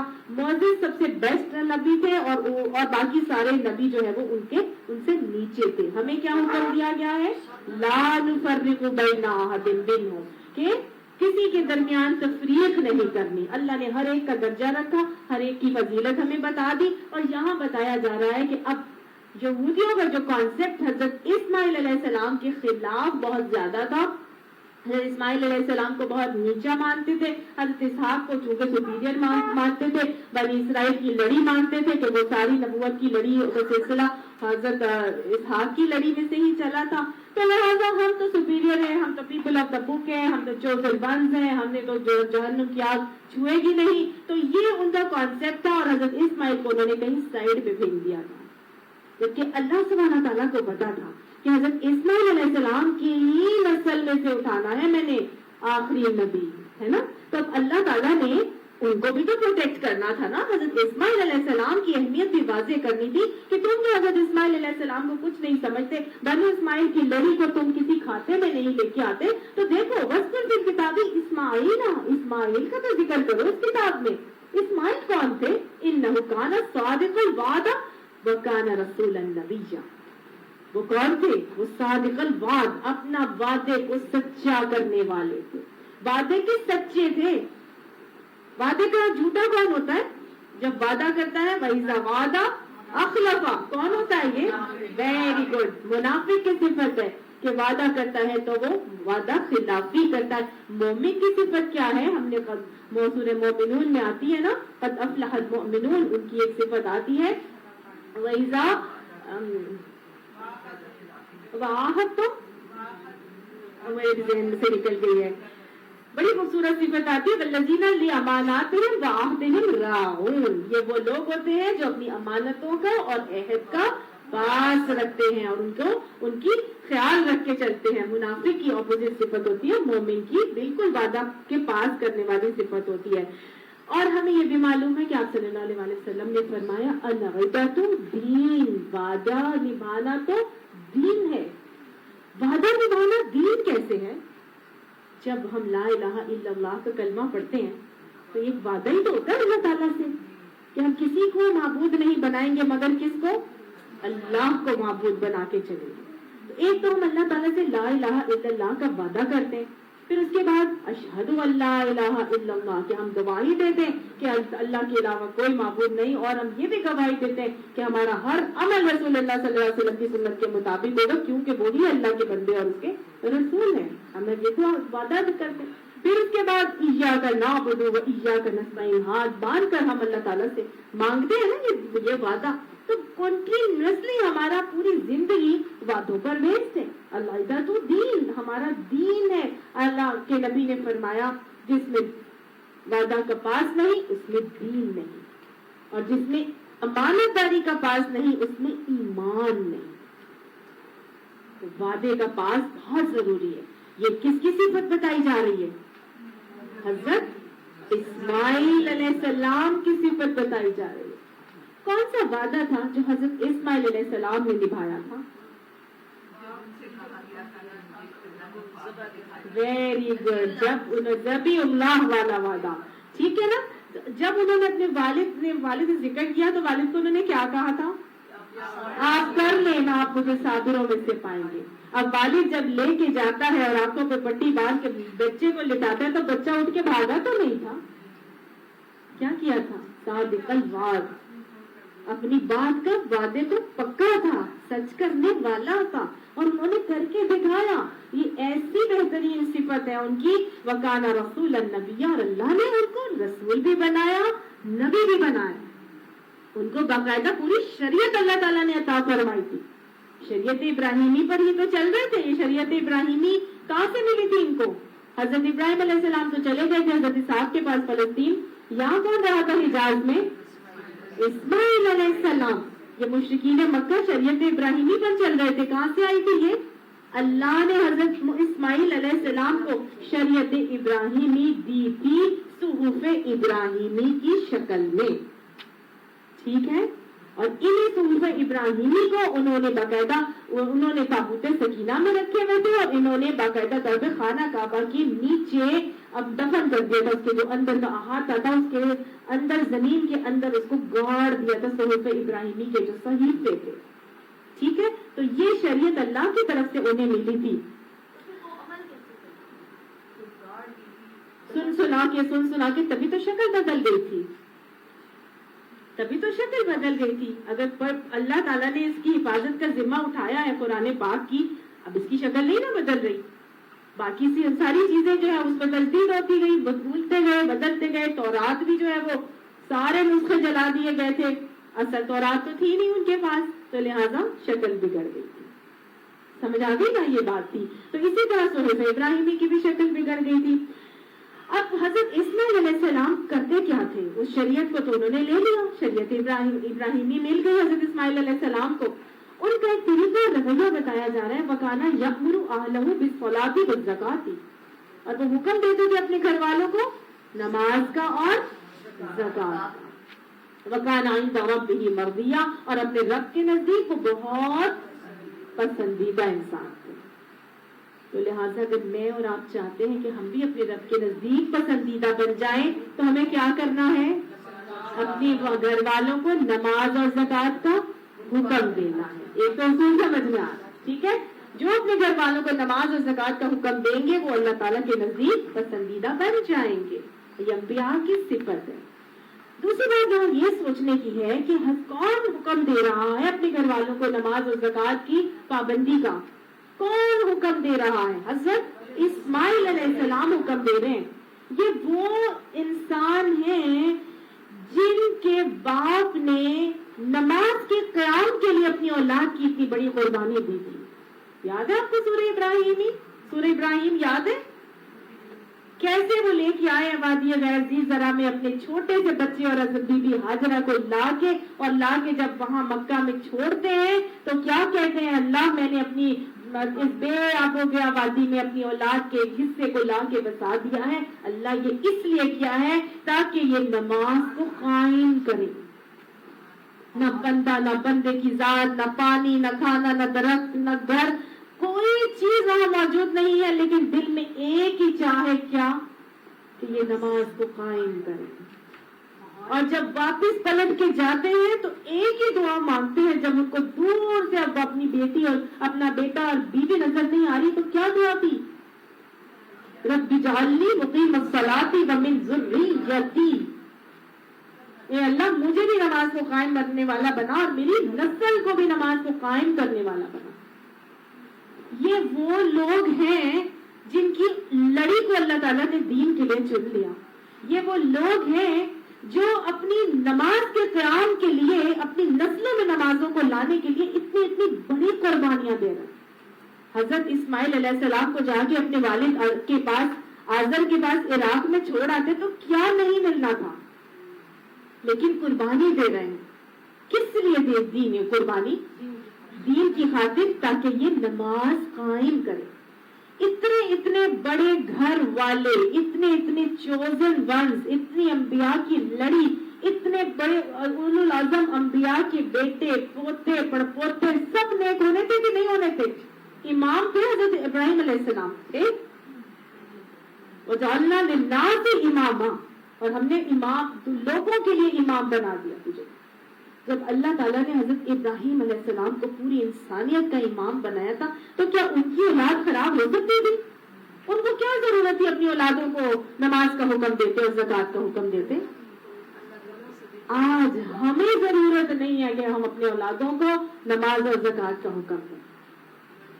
کسی نے کہا اب تو میرے بچوں کی شادی ہو گئی, اب میں کیا ان کو نماز کے لیے کہوں؟ کیا ابھی بھی مجھے کہنا چاہیے؟ ان کو ضرورت ہے جن کو اللہ نے چن لیا ہے, وہ اپنی یأمر اہلہ بالصلاۃ والزکاۃ, وہ اپنے گھر والوں کو حکم دے رہے ہیں نماز اور زکات کا. آج بچوں کو حکم دو, ان کو بتاؤ تو آگے سے کہتے ہیں کیا آپ کو حضرت یہی بولتی رہتی ہے. انبیاء اپنے اولادوں کو دے رہے ہیں تو کیا ہمیں ضرورت نہیں کہ ہم اٹھا کے اپنے بچوں کو نماز پڑھائیں؟ نبی صلی اللہ علیہ وسلم نے کیا حکم دیا, جب بچے کے دودھ کے دانت گر جائے تو اس کے ساتھ اس کو نماز پڑھاؤ. یہ نہیں کہا 7 سال کا ہو جائے, کہیں بھی حدیث میں 7 سال کا لفظ نہیں ہے. دودھ کے دانت گر جائیں, 5 سال میں گر جائیں, 6 سال میں گر جائیں, 7 سال میں گر جائیں, میکسیمم ایج 7 سال ہوتی ہے. 5 سال میں آج بچوں کے بعد 4.5 سال میں بھی گر جاتے ہیں. کیا حکم ہے؟ جب دودھ کے دانت گرے تو ان کو اپنے ساتھ نماز پڑھاؤ، اور 10 سال کے ہو جائیں تو پھر نہ پڑھے تو سختی کرو، پھر نہ پڑھے تو مارنے کا بھی حکم ہے، پھر گھر سے بھی نکالنے کا حکم ہے. نماز وہ چیز ہے جس کے لیے کوئی بھی رعایت نہیں ہے. پیچھے ہم نے پڑھا تھا نا کہ اللہ تعالیٰ اوصانی بالصلاۃ والزکاۃ ما دمت حیا. حضرت عیسیٰ علیہ السلام کیا کہہ رہے تھے کہ اللہ نے مجھے حکم دیا ہے، وصیت کی ہے کہ میں نماز اور زکات کرتا رہوں جب تک میں زندہ رہوں. حضرت عیسیٰ علیہ السلام کو بھی حکم دیا گیا نماز زکات کا. زندگی میں جب تک ہماری سانسیں چل رہی ہیں نماز کی معافی نہیں ہے. نماز کی پابندی ہم نے خود بھی کرنی ہے، اپنی اولادوں کو بھی کروانی. پکڑ کے اپنے ساتھ کھڑے ہو، سکھائے انہیں، خود پڑھے اور ان کو دیکھے، وہ سنتے رہیں گے. جب بچے کو ہم چھوٹی سی عمر میں ٹرین کر دیں گے، ہمیں دور دور سے بچے کھڑے ہوتے ہوئے نماز پڑھتے ہوئے دیکھتے ہیں، ایکشن کرتے ہوئے، وہ خود بہت سیکھ جاتے ہیں نا. ہاں جب اتنے بڑے ہوتے ہیں، 4 سال کے ہوتے ہیں، ان کو اپنے ساتھ کھڑا کر لیں، وہ بڑے شوق سے آ کے کھڑے ہوتے ہیں. ان کے ساتھ اپنے پڑھائیں، ان کو پڑھائیں اور وہ جاتے ہیں نماز کے لیے مسجد لے کر جائیں. وہاں سے وہ سیکھیں گے بہت ساری چیزیں. جب اونچی آواز میں پڑھیں گی، آپ گھر میں بھی پڑھیں گی، اپنی فرض پڑھنے کے بعد نوافل اونچی آواز میں پڑھیں، بچہ آپ کا سنتا رہے اور اس کے ساتھ بے شک اپنی نماز ریپیٹ کر لیں. میں تو کہوں گی اس کو سکھانے کے لیے. میری بیٹی کے ساتھ نماز جب چھوٹی سی تھی پڑھنا شروع ہوئی تو میں بہت ہی چھوٹی سی تھی، تو میں ایسی نماز میں میرا خیال ہے کہ مجھے کہیں خارش ہوئی تو میں نے کھجایا تو اس نے بھی اپنی انگلی سے اپنی جگہ کھجا لی. بچے اتنا ماں باپ کو کاپی کرتے ہیں اور میری ایک دم سے مجھے نماز میں مجھے فیل ہوا کہ ایک ایک چیز ہی میری نوٹ کر رہی ہے. اتنا محتاط ہوگی نماز پڑھنے کی ضرورت ہے. بس پھر آپ اپنے بچوں کو جب اپنے ساتھ سکھا لیتے ہیں نا، پھر 7 سال کی عمر سے 10 سال تک جب آپ پڑھاتے رہتے پھر ان کی گھٹی میں بس ہی جاتا ہے. پھر ایسا نہیں ہوتا کہ وہ نہیں پڑھتے. ہاں وہ بولنا ضرور پڑتا ہے، پیرنٹس ہیں آخر، ہماری ایک ذمہ داری اللہ نے بنائی ہے. ان کو بولتے رہیں، ان کو ضرورت بتاتے رہیں، ان کو اس کی اہمیت جگاتے رہیں. انشاءاللہ وہ کہیں نہیں جائیں گے. ان کی نمازوں کا آپ کو ہی دھیان رکھنا ہے اور انشاءاللہ اللہ تعالیٰ ہمارے بھی بچوں کو نمازی بنائے اور جن کے بچے نہیں ہیں اللہ ان کے بچوں کو بھی نمازی بنائے. اللہ ہمارے بیٹوں کو مسجدوں کا آبادکار بنا دے. اللہ تعالیٰ ہماری دعائیں ان کے حق میں قبول فرمائے. اچھا جی، نماز کی عادت اپنے بچوں کو ڈالنا بہت ضروری ہے اور یہ ان لوگوں نے ڈالی ہے جو اللہ تعالیٰ سے کے چوزن ونس بھی ہیں. اللہ نے ان کو سلیکٹ کر لیا تھا اپنے گھر کی تعمیر کے لیے، اور انہوں نے یہ بھی حضرت ابراہیم علیہ السلام نے کہا تھا یہ میں نے یہاں پہ اس لیے لا کے بسایا ہے ان کو تاکہ یہ نماز کو قائم کریں. پھر اللہ تعالیٰ نے اپنے گھر کی تعمیر ان سے کروائی ہے. اتنی بہترین یہ لوگ تھے کہ اٹھاتے جا رہے ہیں دیواریں اللہ کے گھر کی اور دعا کیا کر رہے ہیں، ربنا ارینا مناسکنا، اللہ تو ہمیں عبادت کے طریقے سکھا دے. ہم ان سے زیادہ کن کو عبادت کے طریقے آتے ہوں گے یہ بتائیں. آج ہم کہتے ہیں ہمیں عبادت بہت آتی ہے، بس ٹھیک ہے ہمیں پتہ ہے کیا پڑھنا ہے کیا کرنا ہے، ہمیں کوئی ضرورت نہیں ہے قرآن کلاس میں جانے کا اور سیکھنے کا. وہ جلیل القدر انبیاء ان کو ضرورت تھی اور آج ہمیں نہیں ہے. کتنا سوچنے کا مقام ہے نا. کتنی ضرورت ہے اس بات کی کہ ہم بھی ان کی باتوں پر عمل کر کے اپنے آپ کو بہترین لوگوں میں شامل کرنے والے ہوئیں. وہ تو اپنی قربانیاں دیکھ کر اللہ تعالیٰ کی نظروں میں اوپر چلے گئے. اللہ تعالیٰ فرماتا ہے اللہ کے نزدیک وہ کیا تھا، پسندیدہ انسان تھا. اللہ ہمیں بھی پسندیدہ لوگوں میں شامل فرما لے. وَاذْكُرْ فِي الْكِتَابِ ادریس، اس کتاب میں ادریس علیہ السلام کا ذکر کرو. إِنَّهُ كَانَ صِدِّيقًا نَبِيًّا، وہ بھی ایک سچا نبی تھا. وَرَفَعْنَاهُ مَكَانًا عَلِيًّا، اللہ تعالیٰ نے اس کو اٹھا لیا بلند مقام کے اوپر. ادریس علیہ السلام کون ہیں؟ ایک نبی ہیں. یہ کب آئے تھے؟ 2 روایات آتی ہیں. ایک تو آتی ہے کہ بہت بعد میں آئے تھے. حضرت الیاس علیہ السلام کو ان کا نام دیا جاتا ہے کہ ان کا ایک نام الیاس علیہ السلام بھی تھا. لیکن زیادہ روایات کیا آتی ہیں کہ یہ حضرت آدم علیہ السلام کے بیٹے شیس علیہ السلام کے بعد آئے تھے اور ان کا نام تھا حضرت ادریس علیہ السلام. ٹھیک ہے. حضرت شیس علیہ السلام جو ہے ان کو وہ بھی کہا جاتا ہے ہبۃ اللہ، اللہ کا تحفہ. تو ان کے بعد حضرت ادریس علیہ السلام کو نبوت دی گئی تھی. یہ وہ نبی ہیں جو مصر کے ایک شہر میں آئے تھے، اس کا نام تھا منف یا منفیس. ان کا لقب حرامسا بھی کہلاتا ہے اور ہرموس بھی ان کو کہا جاتا ہے، کیونکہ اس کا مطلب ہوتا ہے صاحب الرائے، یعنی کہ اپنی رائے رکھنے والا انسان. یہ وہ شخص ہیں جن کے پاس بے پناہ علوم دیے گئے تھے. اللہ تعالیٰ نے ان کو علم ہندسہ سکھایا، اللہ تعالیٰ نے ان کو حساب کا علم سکھایا، اللہ تعالیٰ نے ان کو علم نجوم سکھایا، اس میں یہ ماہر تھے. قلم سے لکھنا ان کو سکھایا گیا تھا، کپڑا سینا ان کو سکھایا گیا تھا، ناپ تول کے جو آلات ہیں وہ اللہ تعالیٰ نے ان کو دیے تھے، اور اسلحے کا بنانا بھی انہی کے دور میں شروع ہوا تھا. ٹھیک ہے، یعنی کہ دنیا میں آنے کے بعد جو حضرت آدم کے بعد جو نبی حضرت شیس علیہ السلام، اور حضرت شیس علیہ السلام کے بعد حضرت ادریس علیہ السلام کا وقت نام آتا ہے. حضرت ادریس علیہ السلام وہ نبی ہیں جو حضرت حضور صلی اللہ علیہ وسلم کا سلسلہ نسب جب آدم علیہ السلام سے ملتا ہے تو حضرت ادریس علیہ السلام کا نام آتا ہے. ٹھیک ہے، اب اللہ تعالیٰ فرماتا ہے کہ میں نے اس کو بلند مقام پر اٹھا لیا تھا. تو یہ بلند مقام کیا ہے جہاں پہ ان کو اٹھایا گیا؟ اس بات کی تفسیر کعب احبار، جو کہ بہت زیادہ بڑے یہودی ایک عالم تھے، بعد میں انہوں نے اسلام قبول کر لیا تھا، تو حضرت عبداللہ بن عباس نے کعب احبار سے پوچھا تھا کہ اس کا کیا مطلب ہے کہ ان کو بلند مقام پر اٹھا لیا گیا. تو حضرت کعب احبار نے بتایا، تفسیر طبری میں آتا ہے کہ ایک واقعہ بیان کیا جو ان کے اسرائیلیات سے ان کو ملا تھا کہ حضرت ادریس علیہ السلام کو اللہ تعالیٰ نے یہ وحی نازل کیا، یہ وعدہ کیا کہ میں تمہارے نیک اعمال میں ہر روز کے جو انسان ہیں ان کے نیک اعمال کے بقدر نیکیاں تمہارے نامہ اعمال میں روزانہ ڈالوں گا. دنیا میں جتنے بھی لوگ ہیں وہ جتنی نیکی کر رہے ہیں ان کے تمام نیک اعمال کے بقدر نیکیاں میں روزانہ کی نیکیاں، روزانہ ان کی نیکیاں تمہارے بھی نامہ اعمال میں ڈال دوں گا. تو حضرت ادریس علیہ السلام کو لالچ آ گئی اور انہوں نے کہا کہ اس طرح تو بہت اچھا ہو جائے گا، تو میری نا عمر تھوڑی زیادہ ہو جائے.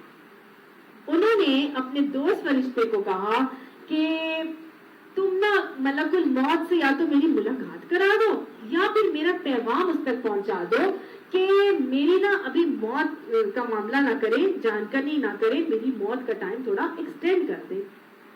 تو حضرت ان کے جو دوست فرشتے تھے انہوں نے کہا اچھا چلو آپ ایسا کرو، میرے کمر پہ سوار ہو جاؤ اور میں آپ کو نہ لے جاتا ہوں. وہ لے گئے اوپر آسمانوں کی طرف سیر کرانے کے لیے کہ چلو میں تمہیں ملک الموت کہیں ملا تو میں ملوا دوں گا. اب وہ جو فرشتہ اوپر جاتا ہے تو وہ جناب چوتھے آسمان پہ پہنچتے ہیں تو ملک الموت سے ملاقات ہو جاتی ہے.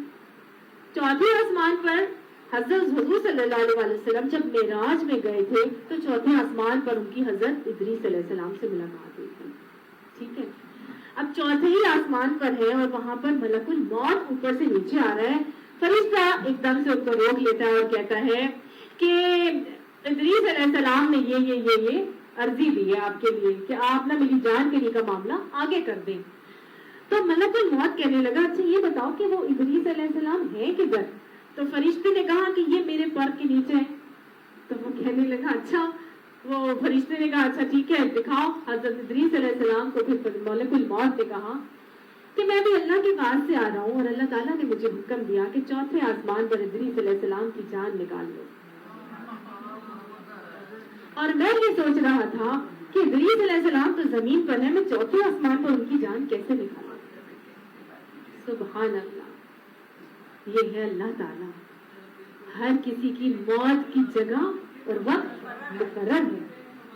آپ لاکھ کچھ کر لیں، جب موت لکھی ہے تو وہ آ کر رہتے ہیں، جہاں لکھی ہے وہ آ کر رہے ہیں.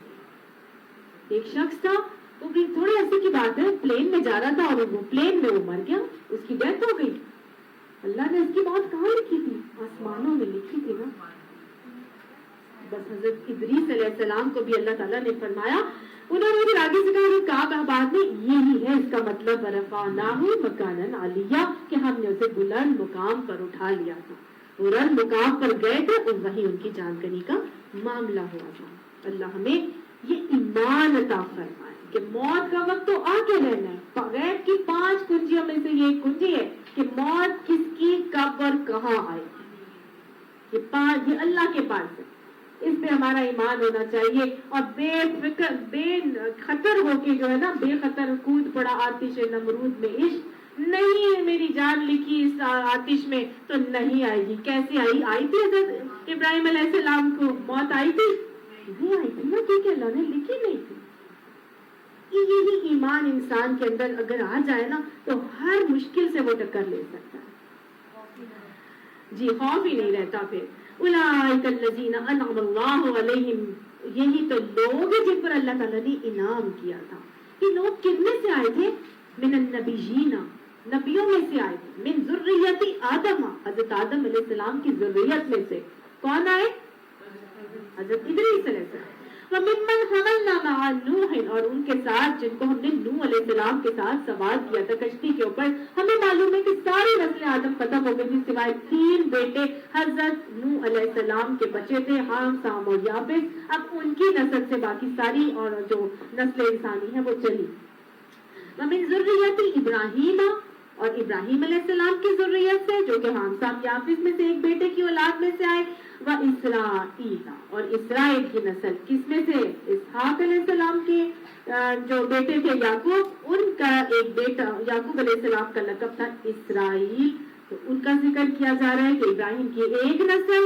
وَمِمَّنْ هَدَيْنَا وَاجْتَبَيْنَا، اور ان میں سے جن کو ہم نے ہدایت دی تھی اور چن لیا تھا۔ اللہ سبحانہ تعالیٰ نے جہاں حضرت اسماعیل علیہ السلام کا یہاں ذکر نہیں کیا، لیکن بتا دیا کہ ابراہیم علیہ السلام کی نسل میں سے آئے، ان کو ہم نے ہدایت بھی دی تھی اور چن بھی لیا تھا۔ یہ کون سے لوگ تھے؟ جن کا کیا رویہ تھا؟ اللہ نے کیوں چنا تھا انہیں؟ سچے نبی، یہ کہہ رہی ہیں سچے نبی تھے۔ پیچھے ہم ان کی پڑھ کے آئے نا صفات، سچے نبی تھے، یہ مخلص تھے۔ لیکن یہاں پر اللہ سبحانہ تعالیٰ ہمیں ایک اور رویہ بتا رہا ہے۔ پیچھے ہم نے ابھی پڑھا تھا رویہ حضرت ابراہیم علیہ السلام کے والد کا، جن کو ہدایت نصیب نہیں ہوئی تھی۔ اتنے جلیل القدر نبی کے والد ہونے کے باوجود، اتنے پیارے شخصیت کے قرب کے باوجود بھی رویہ کیا تھا جو ہدایت نہیں ملی تھی؟ کیا تھا؟ ضد، تکبر۔ ویری گڈ، یاد ہے۔ اللہ تعالیٰ یہاں بتا رہے ہدینا وجتبینا، ہم نے ان کو ہدایت بھی دی اور چن بھی لیا تھا۔ کیا رویہ تھا؟ کیوں ہدایت ملی تھی انہیں؟ کیوں اللہ نے چنا تھا؟ چاہتے ہیں نا کہ ہمیں بھی اللہ تعالیٰ چن لے، چاہتے ہیں نا کہ اللہ تعالیٰ ہمیں بھی ہدایت دے دے، تو بس اپنے رویوں کی اصلاح کرنا ضروری ہے۔ یہ دیکھنا ہے کہ کون سے رویے تھے کہ جن کو اپنا لیا تھا تو اللہ تعالیٰ نے ان کو ہدایت سے سرفراز کر دیا تھا۔ اذا تتلی علیہم آیات الرحمن، جب رحمان کی آیات ان کے سامنے پڑھی جاتی تھی، خروا سجدا وبکیا، روتے ہوئے زار زار سجدے میں گر جاتے تھے۔ یہ رویہ تھا ان کا۔ کیا رویہ ہے؟ اللہ کی آیات جب پڑھی جاتی تھی تو وہ فوراً سجدے میں گر جاتے تھے اور رونا شروع ہو جاتے تھے، زار زار روتے تھے۔ اپنا اپنا محاسبہ کرنے کی ضرورت ہے۔ کیا اللہ کی آیات جب ہمارے سامنے پڑھی جاتی ہے تو ہمارا ایمان بڑھتا ہے؟ کیا ہماری آنکھوں سے آنسو نکلتے ہیں؟ کیا ہمارا پچھلی زندگی کا محاسبہ کرنا کے اوپر ہمارا دماغ شروع ہو جاتا ہے؟ کیا ہم اللہ تعالیٰ کے شکر گزار بنتے ہیں کہ اللہ تیرا شکر ہے تو نے آج بھی مجھے اس زندگی کی مہلت میں یہ باتیں سکھا دی اور سنا دی کہ جب پچھلی زندگی کے اوپر میں اللہ تعالیٰ تیرے سے استغفار طلب کر لوں؟ کیا ہمارا یہ حال ہوتا ہے؟ کیا ہمارے رونگٹے کھڑے ہوتے ہیں؟ ہم اللہ کے شکر میں سجدے میں گرتے ہیں کہ نہیں؟ ہم اپنے پرانے اعمال اور گناہوں کے استغفار کے لیے اللہ تعالیٰ کے حضور جھکتے ہیں، روتے ہیں کہ نہیں؟ اللہ ہمارے دلوں کی نرمی ہمیں عطا فرما، اللہ ہمیں یہ رویے اپنانے کی توفیق عطا فرما۔ جب تک یہ رویے نہیں ہوں گے، کیسے ہم اللہ سے ایکسپیکٹ کرتے ہیں کہ وہ ہمیں چن لے؟ اللہ نے جن کو چنا تھا ان کا تو رویہ اللہ نے بتا دیا کہ جب ان کے سامنے پڑھی جاتی تھی رحمان کی آیات تو وہ گر جاتے تھے اور روتے تھے، زار زار رونا شروع ہو جاتے تھے۔ لہذا اپنے رویوں کی اصلاح کرنا کتنا ضروری ہے۔ اپنے اندر سے انا، ضد، تکبر، ڈٹائی کو نکال دینا ہے، دلوں کی نرمی کے ساتھ قرآن کی آیات کو پڑھ کے دیکھنا ہے، ماضی کے اوپر اپنا محاسبہ کرتے چلے جائیں، اللہ سبحانہ تعالیٰ کے حضور ان کو استغفار کریں اور اصلاح کے وعدے کے ساتھ اگلی زندگی کو بہترین بنانے بنانے کا معاملہ کریں. انشاءاللہ جب فکر آخرت کو ہم اپنے اوپر غالب رکھ کے کریں گے، یہ عمل جنت کی طلب اور تڑپ کے حصول کے لیے کریں گے، جہنم کے عذابوں سے بچنے اور نجات کے لیے اللہ تعالیٰ سے رو کے دعائیں مانگیں گے تو اللہ سبحانہ تعالیٰ ہمیں ضرور نجات بھی عطا فرمائے گا، ہدایت بھی عطا فرمائے گا، اور وَاجْتَبَيْنَا یعنی چن لینے کا معاملہ بھی ضرور ہی کرے گا. اچھا جی، اب اتنے بڑے بڑے لوگ جن کو ہدایت بھی دے دی، چن بھی لیا، تو پھر تو ان کی نسلیں ٹھیک رہنی چاہیے تھی نا. پھر مشرکین مکہ میں یہ شرک کیوں آیا؟ سوچنے کی بات ہے نا. اتنی بڑی ان کی صفات اللہ نے بتا دی، حضرت عیسیٰ کی بتا دی، حضرت موسیٰ ان کی، حضرت اسماعیل کی بتا دی، حضرت اسحاق اور ان کی اولادوں کی بتا دی. جب اتنی ساری باتیں بتا دی، اتنی بہترین ان کے معاملات، ان کے طور طریقے بتا دیے، تو پھر تو وہ ٹھیک رہنے چاہیے تھے. کوئی نہ کوئی بات تو ہوئی ہوگی نا. اللہ تعالیٰ فرما رہا ہے فَخَلَفَ مِن بَعْدِهِمْ خَلْفٌ، پھر ان کے بعد کچھ ایسے ناخلف ان کے جانشین ہو گئے جنہوں نے کیا کیا؟ اضاعوا الصلاۃ، نمازوں کو ضائع کر دیا، واتبعوا الشہوات، اور اپنی شہواتوں کی پیروی کرنے شروع ہو گئے، خواہشات نفس کے پیچھے پڑ گئے. فسوف یلقون غیا، پس قریب وہ ڈالے جائیں گے، وہ مل جائیں گے. اس کا دو مطلب آتے ہیں، وہ ڈالے جائیں گے، غیا کے اندر ڈالے جائیں گے، یا وہ سرکشی سے مل جائیں گے. غیا کون سی جگہ ہے؟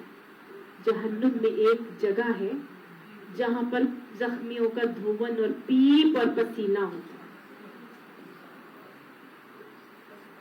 اتنے بہترین لوگوں کی اولادیں، ان کے کون سے رویے بتائے جا رہے ہیں؟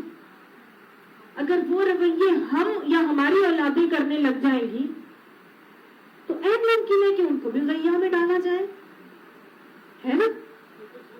تو کتنی سوچ کی بات ہے نا. یہ اتنی امپورٹنٹ آیت ہے. اگر ہم چاہتے ہیں کہ ہم اور ہماری نسلیں بچ جائیں، ہم اور ہماری نسلیں سنور جائیں، ہم اور ہماری نسلیں نیک اور صالح ہو جائیں، ہماری ذریت جو ہے وہ دین کے علم بردار ہو کے اٹھے، تو پھر یہ دو کام ہیں جو نہیں کرنے، جو ان کی نسلوں نے کیے تھے. اور وہ دو کام کیا ہیں؟ اضاعوا الصلاۃ، نمازوں کو ضائع کرنا، اور اپنی خواہشات نفس کی پیروی کرنا. نمازوں کو ضائع کرنا کیا ہے؟ نمازوں کو ضائع کیسے کیا جاتا ہے؟ سب سے پہلی تو بات یہ کہ نماز کو شروع جہاں سے کرتے ہیں وہیں سے اس کی ضیاع بھی شروع ہوتا ہے. جیسے کہ اذان کی آواز، نہ اذان کی آواز سنی، نہ اس کے الفاظ کو جواب دیا، نہ اس کے اوپر جو آنے والے کلمات تھے ان کو ادا کیا، نہ ہی بہترین قبولیت دعا کی گھڑی میں خوب اللہ تعالیٰ سے کوئی دعا مانگی، اور نہ ہی جو ہے وہ اس کے بعد اپنے وضو کی تیاری کا معاملہ کیا. کیا ہے؟ وضو بھی کیا تو کیسے کیا؟ 2-4 ہاتھ مارے اور بس وضو ہو گیا. کیا نہیں کیا بس برابر ہے، ٹھیک ہے، وضو کا بھی کوئی خیال نہیں، سنتوں کا کوئی اہتمام نہ کیا، تو نمازیں ضائع ہو گئی. کیونکہ وضو تو نماز کی کنجی ہے. جب نماز ہی نہیں، جب وضو ہی نہیں تو نماز کیسی؟ طہارت کا کوئی اہتمام ہی نہیں تو نماز کیسی؟ لباس ساتر نہیں تو نماز کیسی؟ نماز پڑھ تو لی لیکن وقت پر نہیں پڑھی تو نماز ضائع ہو گئی. ان الصلاۃ کانت علی المؤمنین کتابا موقوتا، بے شک نماز تو اللہ تعالیٰ نے مومنوں پہ وقت کی پابندی کے ساتھ فرض کی ہے. تو نماز کے وقت اس کو ادا نہ کیا، افضل وقت نکال دیا، یا اس کو اگلی نماز کے ساتھ لیٹ کر کے قضا کر کے پڑھا، تو نماز تو ضائع ہو گئی نا نماز ضائع. اللہ کو ایسی نماز کی کوئی ضرورت نہیں، پر اس پہ منہ پہ لپیٹ کے مار کے چلے جاتے ہیں، وہ نماز ضائع ہو جاتی ہے. پھر نماز اور کیسے ضائع ہوتی ہے؟ ویری گڈ، سجدہ اور رکوع بھی چوری سے ضائع ہو جاتی ہے. پراپر طریقے سے ادا نہ کیے جائیں الفاظ تو ضائع ہو جاتی ہے. سنتوں کا اہتمام نہ کیا جائے، ارکان کو صحیح طرح سے ادا نہ کیا جائے تو ضائع ہو جاتی ہے. آپ پڑھ رہے ہیں نماز لیکن آپ کا لب و لہجہ لہن ٹھیک نہیں ہے تو نماز ضائع ہو جائے گی. نماز کے بعد آپ نے اپنا نماز کے دوران اپنے اعضاء کا خیال نہیں رکھا. نماز کیا سکھا رہی تھی؟ ضبط لسان سکھا رہی تھی. ضبط نگاہ سکھا رہی تھی. آپ نے نگاہوں کو بھی ایک جگہ مرکوز کرنا ہوتا ہے, زبان سے بھی کچھ بولنا نہیں ہوتا, اعضاء کو بھی کنٹرول میں رکھنا ہوتا ہے. ضبط اعضاء بھی سکھا رہی تھی, کتنا کچھ سکھا رہی تھی. لیکن نماز پڑھ کے آپ کی زبان بھی کھلی چھٹی ہو گئی, نگاہوں کو بھی کوئی کنٹرول نہیں, جا کے پھر وہی وہاں فحش اور واہیات سننا شروع ہو گئے. تو آپ نے یہ سب کچھ کر لیا جو کہ نماز نے آپ کی ٹریننگ کی تھی, آپ نے اس پر عمل پیرا ہی نہیں رہے, تو نماز ضائع ہو گئی. کیونکہ آپ صلی اللہ علیہ وسلم سے پوچھا گیا تھا کہ کیسے پتا چلے کہ میری نماز قبول ہو رہی ہے. میں یہ ختم کروں گی تو ہم لوگ نماز پڑھ لیجیے گا, بس یہ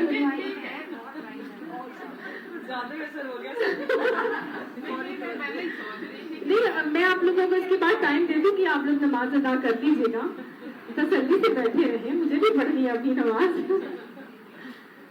جب آپ کو یہ ساری چیزیں جو نماز سکھا رہی تھی, نماز کے بعد اگر ان چیزوں پر قائم ہی نہیں رہے تو نماز ضائع. آپ صلی اللہ علیہ وسلم سے پوچھا گیا تھا کیسے پتہ چلے کہ میری نماز قبول ہو رہی ہے, تو اللہ تعالیٰ کے نبی نے کیا اسے بتایا تھا, مفہوم ہے کہ اگر تو دیکھے تو فحش اور منکرات سے رک رہا ہے تو تیری نمازیں قبول ہو رہی ہیں. ان الصلاۃ تنہی عن الفحشاء والمنکر, نماز روکتی ہے فحش اور منکرات سے. اگر آپ کے اندر اگلے آنے والا دن پچھلے دن سے بہتر ہو گیا تو انشاءاللہ ہماری نمازیں قبول ہو رہی ہیں. ٹھیک ہے نا, نہیں تو ضائع ہو رہے. حافظوا علی الصلوات والصلاۃ الوسطی, اپنی نمازوں کی حفاظت کرو, خاص طور سے عصر کی نماز کی. اور ہماری عصر کی نماز آتی ہے اور چلی جاتی ہے, ہمیں پتہ بھی نہیں چلتا, ہم سوتے رہ جاتے ہیں یا کافی پارٹیز میں یا بازاروں میں. ہماری عصر کی نمازیں آتی ہیں اور چلی بھی جاتی ہیں. قوموا للہ قانتین, اللہ کا حکم, اللہ کے سامنے فرما برداروں کی طرح کھڑے ہو جائیں. نماز کو وقت کی پابندی کے ساتھ, اعضاء کنٹرول میں رکھتے ہوئے, پورے دھیان کے ساتھ, پورے خشوع و خضوع کے ساتھ اپنی نمازوں کو ادا کرو. انشاءاللہ تمہاری نمازیں ضرور قبول ہوں گی. پھر ایک اور طریقہ یہ کہ احکم الحاکمین سے ملاقات کا وقت ہمیں ملا تھا اور ہم نے اس وقت کو ضائع کر دیا, کہ اس وقت میں اللہ تعالیٰ سے ہم نے استغفار ہی نہ کیا. سجدے میں جاتے ہیں تو وہ استغفار کی دعا ضرور پڑھا کریں. اللہم اغفر لی ذنبی کلہ دقہ وجلہ واولہ وآخرہ وسرہ وعلانیہ. یاد کر لیں, نہیں یاد ہو رہی, اللہم اغفر لی ذنبی کلہ, کچھ تو پڑھیں, اللہم اغفر لی ہی پڑھ لیں. اللہ سے بخشش مانگے, یہ اللہ سے معراج کا وقت ہے, ملاقات کا وقت ہے. مانگے اس وقت اللہ تعالیٰ سے بخشش, نہ مانگے تو نماز ضائع نہیں ہوگی. اتنی بہترین نماز پڑھی, اس کے بعد دعا ہی نہ مانگی, فرشتے تو حیران ہوتے کہ اس نے تو ضائع کر دیا. اتنا بہترین عبادت کر کے تو یہ چلا گیا, اس نے اپنے لیے کچھ مانگا ہی نہیں. اور پھر اگر خود پڑھ لی, اپنے ماتحتوں کی نہیں پڑھائی, تو پھر بھی نماز ضائع کر دی. ہے کہ نہیں؟ ہم نے خود بھی پڑھنی ہے اور اپنے ملازموں کو بھی کہنا ہے وہ نمازیں پڑھیں, اپنی اولادوں کو بھی کہنا ہے کہ وہ نمازیں پڑھیں. سمجھ آ گئی؟ نمازوں کو خود بھی پڑھنا ہے اور اس کو پڑھوانے کا معاملہ بھی کرنا ہے, اس کو قائم بھی کرنا ہے. ہاں, لیکن یہ چنی ہوئی نسل کے جانشین ہیں, انہوں نے کیا کیا ہے, اضاعوا الصلاۃ, انہوں نے نمازوں کو ضائع کر دیا. دوسرا کام کیا کیا, خواہشات نفس کی پیروی کر لی. بھئی ظاہر ہے جب آپ اپنی اس خواہش کو کنٹرول کر کے نماز کو وقت پہ نہیں ادا کر سکتے تو پھر تو آپ خواہشات کے غلام بن جائیں گے, ہے نا. نماز کو تو وقت پہ ادا کرنا تھا نا, خواہشوں کو کنٹرول کریں گے تو نہ وقت پہ ادا ہوگا, نیند کی قربانی دیں گے تو وقت پہ ادا ہوگی, کاموں کو چھوڑیں گے تو وقت پہ ادا ہوگی.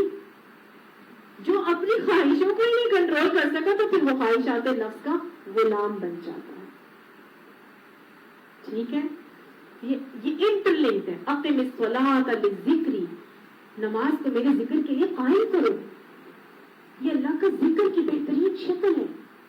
اور جب تک زبان ذکر الہی سے کر رہتی ہے تب تک کیا ہوتا ہے, شیطان بھاگ جاتا ہے. اور ادھر آپ کی زبان غافل ہوئی, آپ نے نماز کو ضائع ہی کر دیا, تو پھر کیا ہوگا, شیطان حملہ آور ہو جائے گا. یہ ہماری خواہشات نفس کو کنٹرول کر لے گا اور پھر ہم اسی کے پیچھے پڑ جائیں گے. بالکل ایسا ہی ہوتا ہے. جب نمازوں کو وقت پہ ادا کریں گے انشاءاللہ پھر شیطان کے حملوں سے ہم خود بخود بچے رہیں گے. اللہ تعالیٰ ہمیں بچاتا ہے, یہ ہمارا اختیار نہیں ہے اس کے اوپر, پھر اللہ سبحانہ تعالیٰ خود ہی لے لیتا ہے. ہمارا اختیار کیا ہے کہ ہم نے ہر چیز کو چھوڑ کے سائڈ پہ کر کے کیا کرنا ہے, پرائیورٹی رب کی ملاقات کو بنانا ہے اور ٹائم پہ کرنا ہے. کرکٹ کا میچ آ رہا ہے, نماز آئی, ٹائم ضائع ہو گیا, نیند آ رہی ہے بعد میں پڑھ لوں گی, ٹیوشن پہ گئے ہوئے ہیں بعد میں کر لیں گے, اسکول سے آ رہے ہیں لیٹ ہو گئے بعد میں پڑھ لیں گے. کرتے ہیں کہ نہیں؟ دعوت ہے گھر میں, کوئی بات نہیں 2 ملا کے پڑھ لوں گی. سفر بھی نکلے ہوئے ہیں, کوئی بات نہیں, بعد میں گھر جا کے ساری ملا کے اکٹھی پڑھ لیں گے. کرتے ہیں نا ویسے. جاب میں تو پھر ہم جاب میں اب یہاں کیسے نماز پڑھیں گے, سارے جوتے اتارنے پڑتے ہیں, یہ بھی کرنا پڑتا ہے وہ بھی کرنا. جنگ کی حالت میں بھی ہو تو چاہے حملہ آور سامنے ہے پھر بھی نماز وقت پہ ہی پڑھنی ہے, بعد جماعت ہی پڑھنی ہے, حکم آیا ہے نا یہ. لہذا جب نمازوں کی حفاظت نہیں ہوئی, جب ان کی خواہشات کی نفس کے پیچھے پڑ کے غلام بنا لیا تو پھر بتاؤ پر یلقاؤ نغیا, پھر وہ سرکشی میں چلے گئے, پھر وہ لگ گئے, وہ پیچھے کے پیچھے پڑ گئے کس کے اندر, ایسی جگہ کے اندر کہ وہ پھر سرکشی سے 2-4 ہو گئے. اللہ تعالیٰ ہمیں یہ باتیں سمجھنے کی توفیق عطا فرمائے. اب کچھ ایسے لوگ بھی ہیں کہ جن کی نمازیں ضائع ہو گئی. نمازیں ضائع ہو گئی, بہت ساری نمازیں ایسی تھیں جو ہم نے ناپاکی میں شاید پڑھ لی, بہت ساری ایسی تھیں جو ہمیں وقت کرنی پڑی, قضا ہو گئی, ہم نے ان کو پھر ادا بھی نہیں کیا. تو جب نماز چھوڑی جاتی ہے جان بوجھ کر تو مومن اور کافر کے درمیان فرق کیا ہے, نماز کا. تو اگر نماز ضائع ہو گئی تو کیا آ گیا ہمارے اندر, کفر. اسی لیے اللہ تعالیٰ فرما رہا ہے الا من تاب, سوائے اس کے کہ جس نے توبہ کر دی, وآمن, اور پھر وہ ایمان لیا. اب توبہ کر لی, اب اپنے ایمان کی تجدید کرو. تم تھے مسلمان, تھے نا, بولو کہ مسلمان تھے نا. حضرت اسماعیل علیہ السلام کی پوری ذریت نسل مسلمان نہیں تھی نا, شریعت اسماعیلی تو کیا ہے, مسلمان ہی تھے, لیکن اضاعوا الصلاۃ سے کیا بن گئے, کفر میں چلے گئے. لیکن پھر انہوں نے توبہ کی, آمنا کیا, ایمان لے کے آئے, وعمل صالحا, اور نیک عمل کرتے رہے, اولئک یدخلون الجنۃ ولا یظلمون شیئا. تو یہی لوگ ہیں کہ جن کو اللہ تعالیٰ جنت میں داخل کرے گا اور ان کے اوپر کوئی ظلم نہیں کیا جائے گا.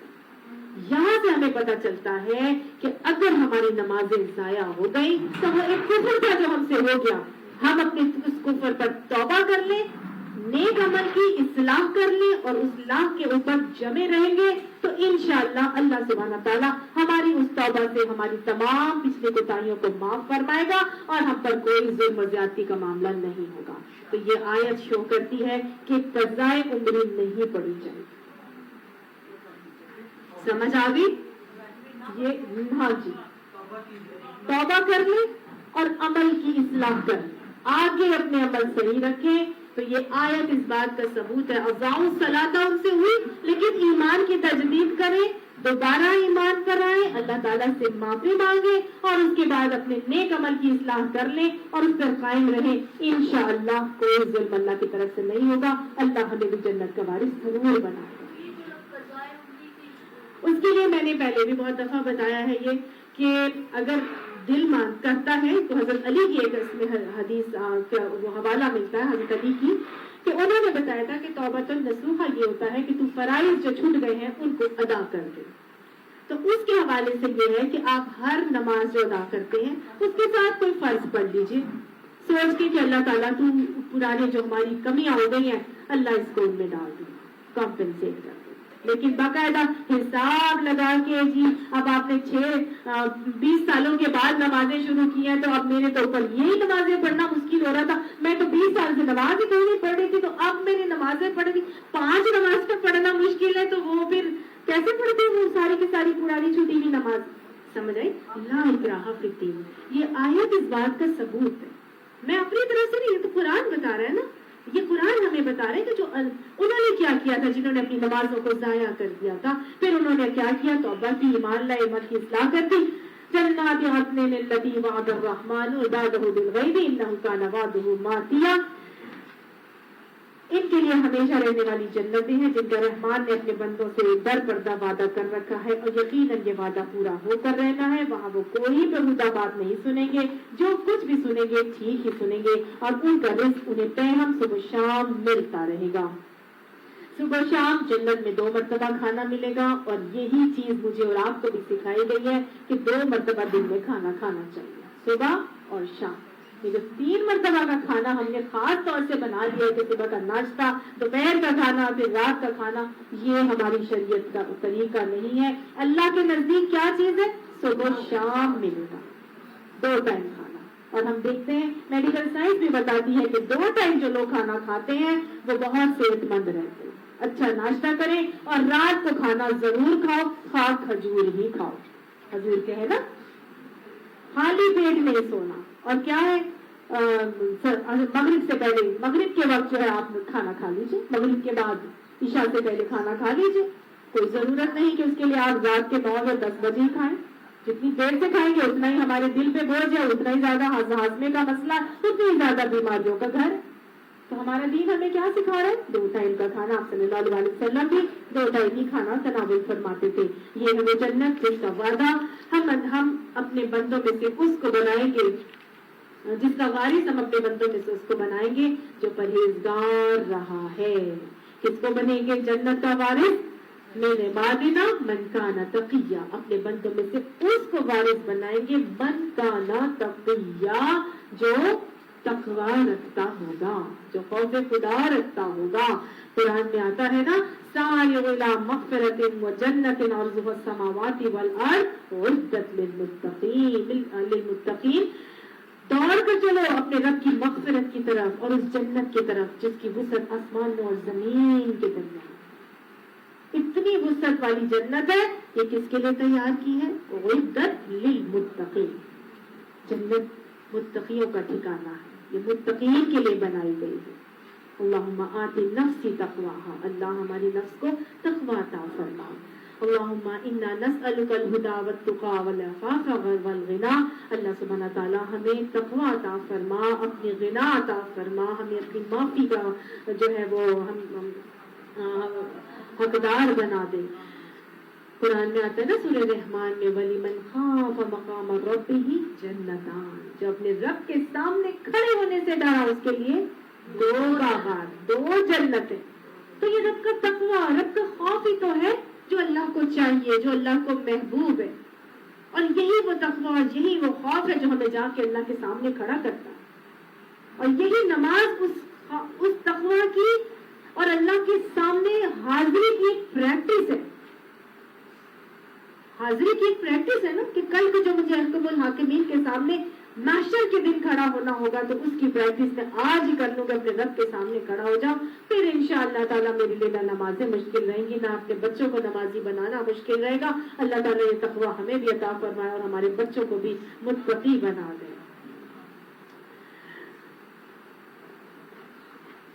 ए मोहम्मद सल्लल्लाहु अलैहि वसल्लम, हम तुम्हारे हुक्म के बगैर नहीं उतरा करते।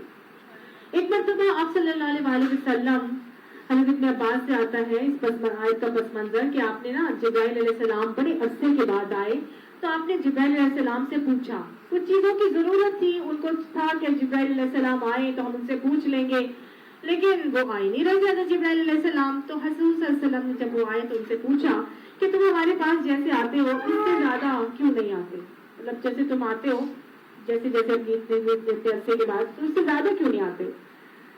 तो ये आयत नाज़िल हो गई कि हज़रत अल्लाह ताला ने क्या आयत नाज़िल करवाई कि ए मोहम्मद, हम तुम्हारे रब के हुक्म के बगैर नहीं उतरा करते।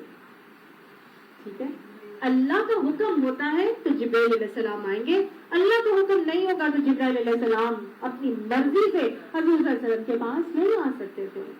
हमें मालूम है ना कि जब हजरत इब्राहिम अलैहिस्सलाम को भी आग में डाला जा रहा था तो अल्लाह का हुक्म हुआ था कि इब्राहिम को आग छूने ना पाए। तो वो कहते हैं कि मैं एक कदम मेरा अर्श पे था और एक कदम मेरा इब्राहिम के नीचे था, इतनी तेजी से वो आए थे नीचे। तो अल्लाह का हुक्म हुआ, नहीं तो वो पहले भी आ सकते थे, आगे नीचे कह देते कि मैं आपको बचा लेता हूँ, لیکن نہیں، جس فرشتے کو بھیجنا تھا اللہ نے اس کو تو بھیج دیا تھا، جس نے جا کے بولا تھا آپ کہیں تو آپ کو جو ہے وہ آگ ٹھنڈی کر دیں، آپ الٹا دیں، اور ایسے تو انہوں نے کہا تھا یہ بتاؤ میرا رب اس کو معلوم ہے نا کہ میں اس میں گر رہا ہوں، تو انہوں نے کہا تھا ہاں رب کو خبر ہے، تو اللہ انہوں نے کہا تھا بس تم میرے اور رب کے درمیان میں سے ہٹ جاؤ، ٹھیک ہے نا؟ تو یہاں پر یہی ہوا کہ اللہ کی مرضی کے بغیر تو آ نہیں سکتے، جو کچھ ہمارے آگے ہے، جو کچھ پیچھے ہے، جو کچھ اس کے درمیان ہے، ہر چیز کا مالک وہی اللہ ہے، اور تو وہ تمہارا رب بھولنے والا نہیں ہے، رب تمہارا نہیں بھول سکتا۔ اللہ سبحانہ تعالیٰ کے لیے بار بار بتایا جا رہا ہے، اللہ خود فرما رہے ہیں کہ تمہارا رب بھولنے والا نہیں ہے۔ آپ صلی اللہ علیہ وسلم نے فرمایا جو چیز تمہارے رب نے اپنی کتاب میں حلال کر دی ہے وہ حلال ہے، جو حرام کر دی ہے وہ حرام ہے، اور جس چیز سے سکوت اختیار کیا ہے وہ معاف ہے، جس کے بارے میں نہیں بتایا وہ معاف ہے، لہٰذا تم اس کی دی ہوئی معافی کو قبول کر لو، کیونکہ تمہارا رب بھولنے والا نہیں ہے۔ حلال بھی بتا دیا، حرام بھی بتا دیا، جس چیز کے بارے میں نہیں بتایا اس کا جو دل چاہتا ہے سمجھ آتا ہے کر لو، اللہ بھولا نہیں ہے، اس کی طرف سے وہ معافی ہے۔ سمجھ میں آ گیا؟ بہت ساری شکوک و شبہات تو یہیں سے نکل جاتی ہے، الحمدللہ۔ اس کے بعد آپ صلی اللہ علیہ وسلم کی ایک اور حدیث آتی ہے کہ بے شک اللہ نے کچھ فرائض مقرر کیے ہیں، انہیں ضائع نہ کرو، کچھ چیزیں ان سے روکا ہے، ان کی احانت یعنی کھوج مت لگاؤ، جن چیزوں سے روکا ہے ان کی کھوج مت لگاؤ، اور کچھ چیزوں سے درگزر کر دیا ہے اور یہ بھول کی بنا پر نہیں کیا، یعنی جو چیزیں اللہ نے نہیں بتائی، اللہ تعالیٰ بھولا نہیں ہے، جیسے ہم نماز قضائے عمری کے لیے پڑھیں نہ پڑھیں، اللہ تعالیٰ چاہتا تو ہمیں خاص طور سے بتاتا، لیکن کوئی بات نہیں، تو لہٰذا اللہ تعالیٰ نے خاموشی اختیار کیا، خود بے خاموش ہو جائیں، لہٰذا تم ان کی چھان پھٹک مت کرو۔ سمجھ آ گئی؟ اچھی طرح دل مطمئن ہو گیا، میرے الفاظ میں یا آپ کو حدیث کے الفاظ میں نہیں بتایا، ٹھیک ہے؟ دل مطمئن کریں، رب کا خوف، رب کا تقویٰ اپنے اندر رکھیں، 1 to 1 اللہ کے ساتھ ہو جائیں، جو سمجھ میں آتا ہے کر لیں، دل چاہتا ہے پڑھنی ہے نماز قضاء عمری کرنی ہے کر لیں، نہیں کرتا اللہ تعالیٰ سے معافی مانگیں اور اپنی اگلی نمازوں کو صحیح ادا کریں، اللہ تعالیٰ قبول کرنے والا ہے، معافی کرنے والا ہے، معافی دینے والا ہے۔ اللہ سبحانہ تعالیٰ ہماری کمیوں کوتاہیوں کو معاف فرمائے اور ہمیں ایسا بنا دے کہ ہم اسے پسند آ جائیں۔ اللہ بھولنے والا نہیں ہے، وہ رب ہے آسمان اور زمین کا، اور ان ساری چیزوں کا جو آسمان اور زمین کے درمیان ہے، بس تم اسی کی بندگی کرو، اسی کی بندگی پر ثابت قدم رہو۔ کیا ہے کوئی ہستی تمہارے علم میں اس کی ہم پایا؟ سبحان اللہ و بحمدہ، سبحان اللہ العظیم، اللہ اکبر کبیرہ والحمد للہ کثیرہ وسبحان اللہ بکرۃ واصیلا۔ اللہ ہمیں بہترین علم کے خزانے میں سے اپنا ایک علم کا تھوڑا سا حصہ عطا فرما۔ اللہ سبحانہ تعالیٰ اس علم کو ہمارے عمل میں ڈھال، اور اللہ سبحانہ تعالیٰ اس عمل سے ہمیں ایسا بنا دے کہ ہم تجھے پسند آ جائیں۔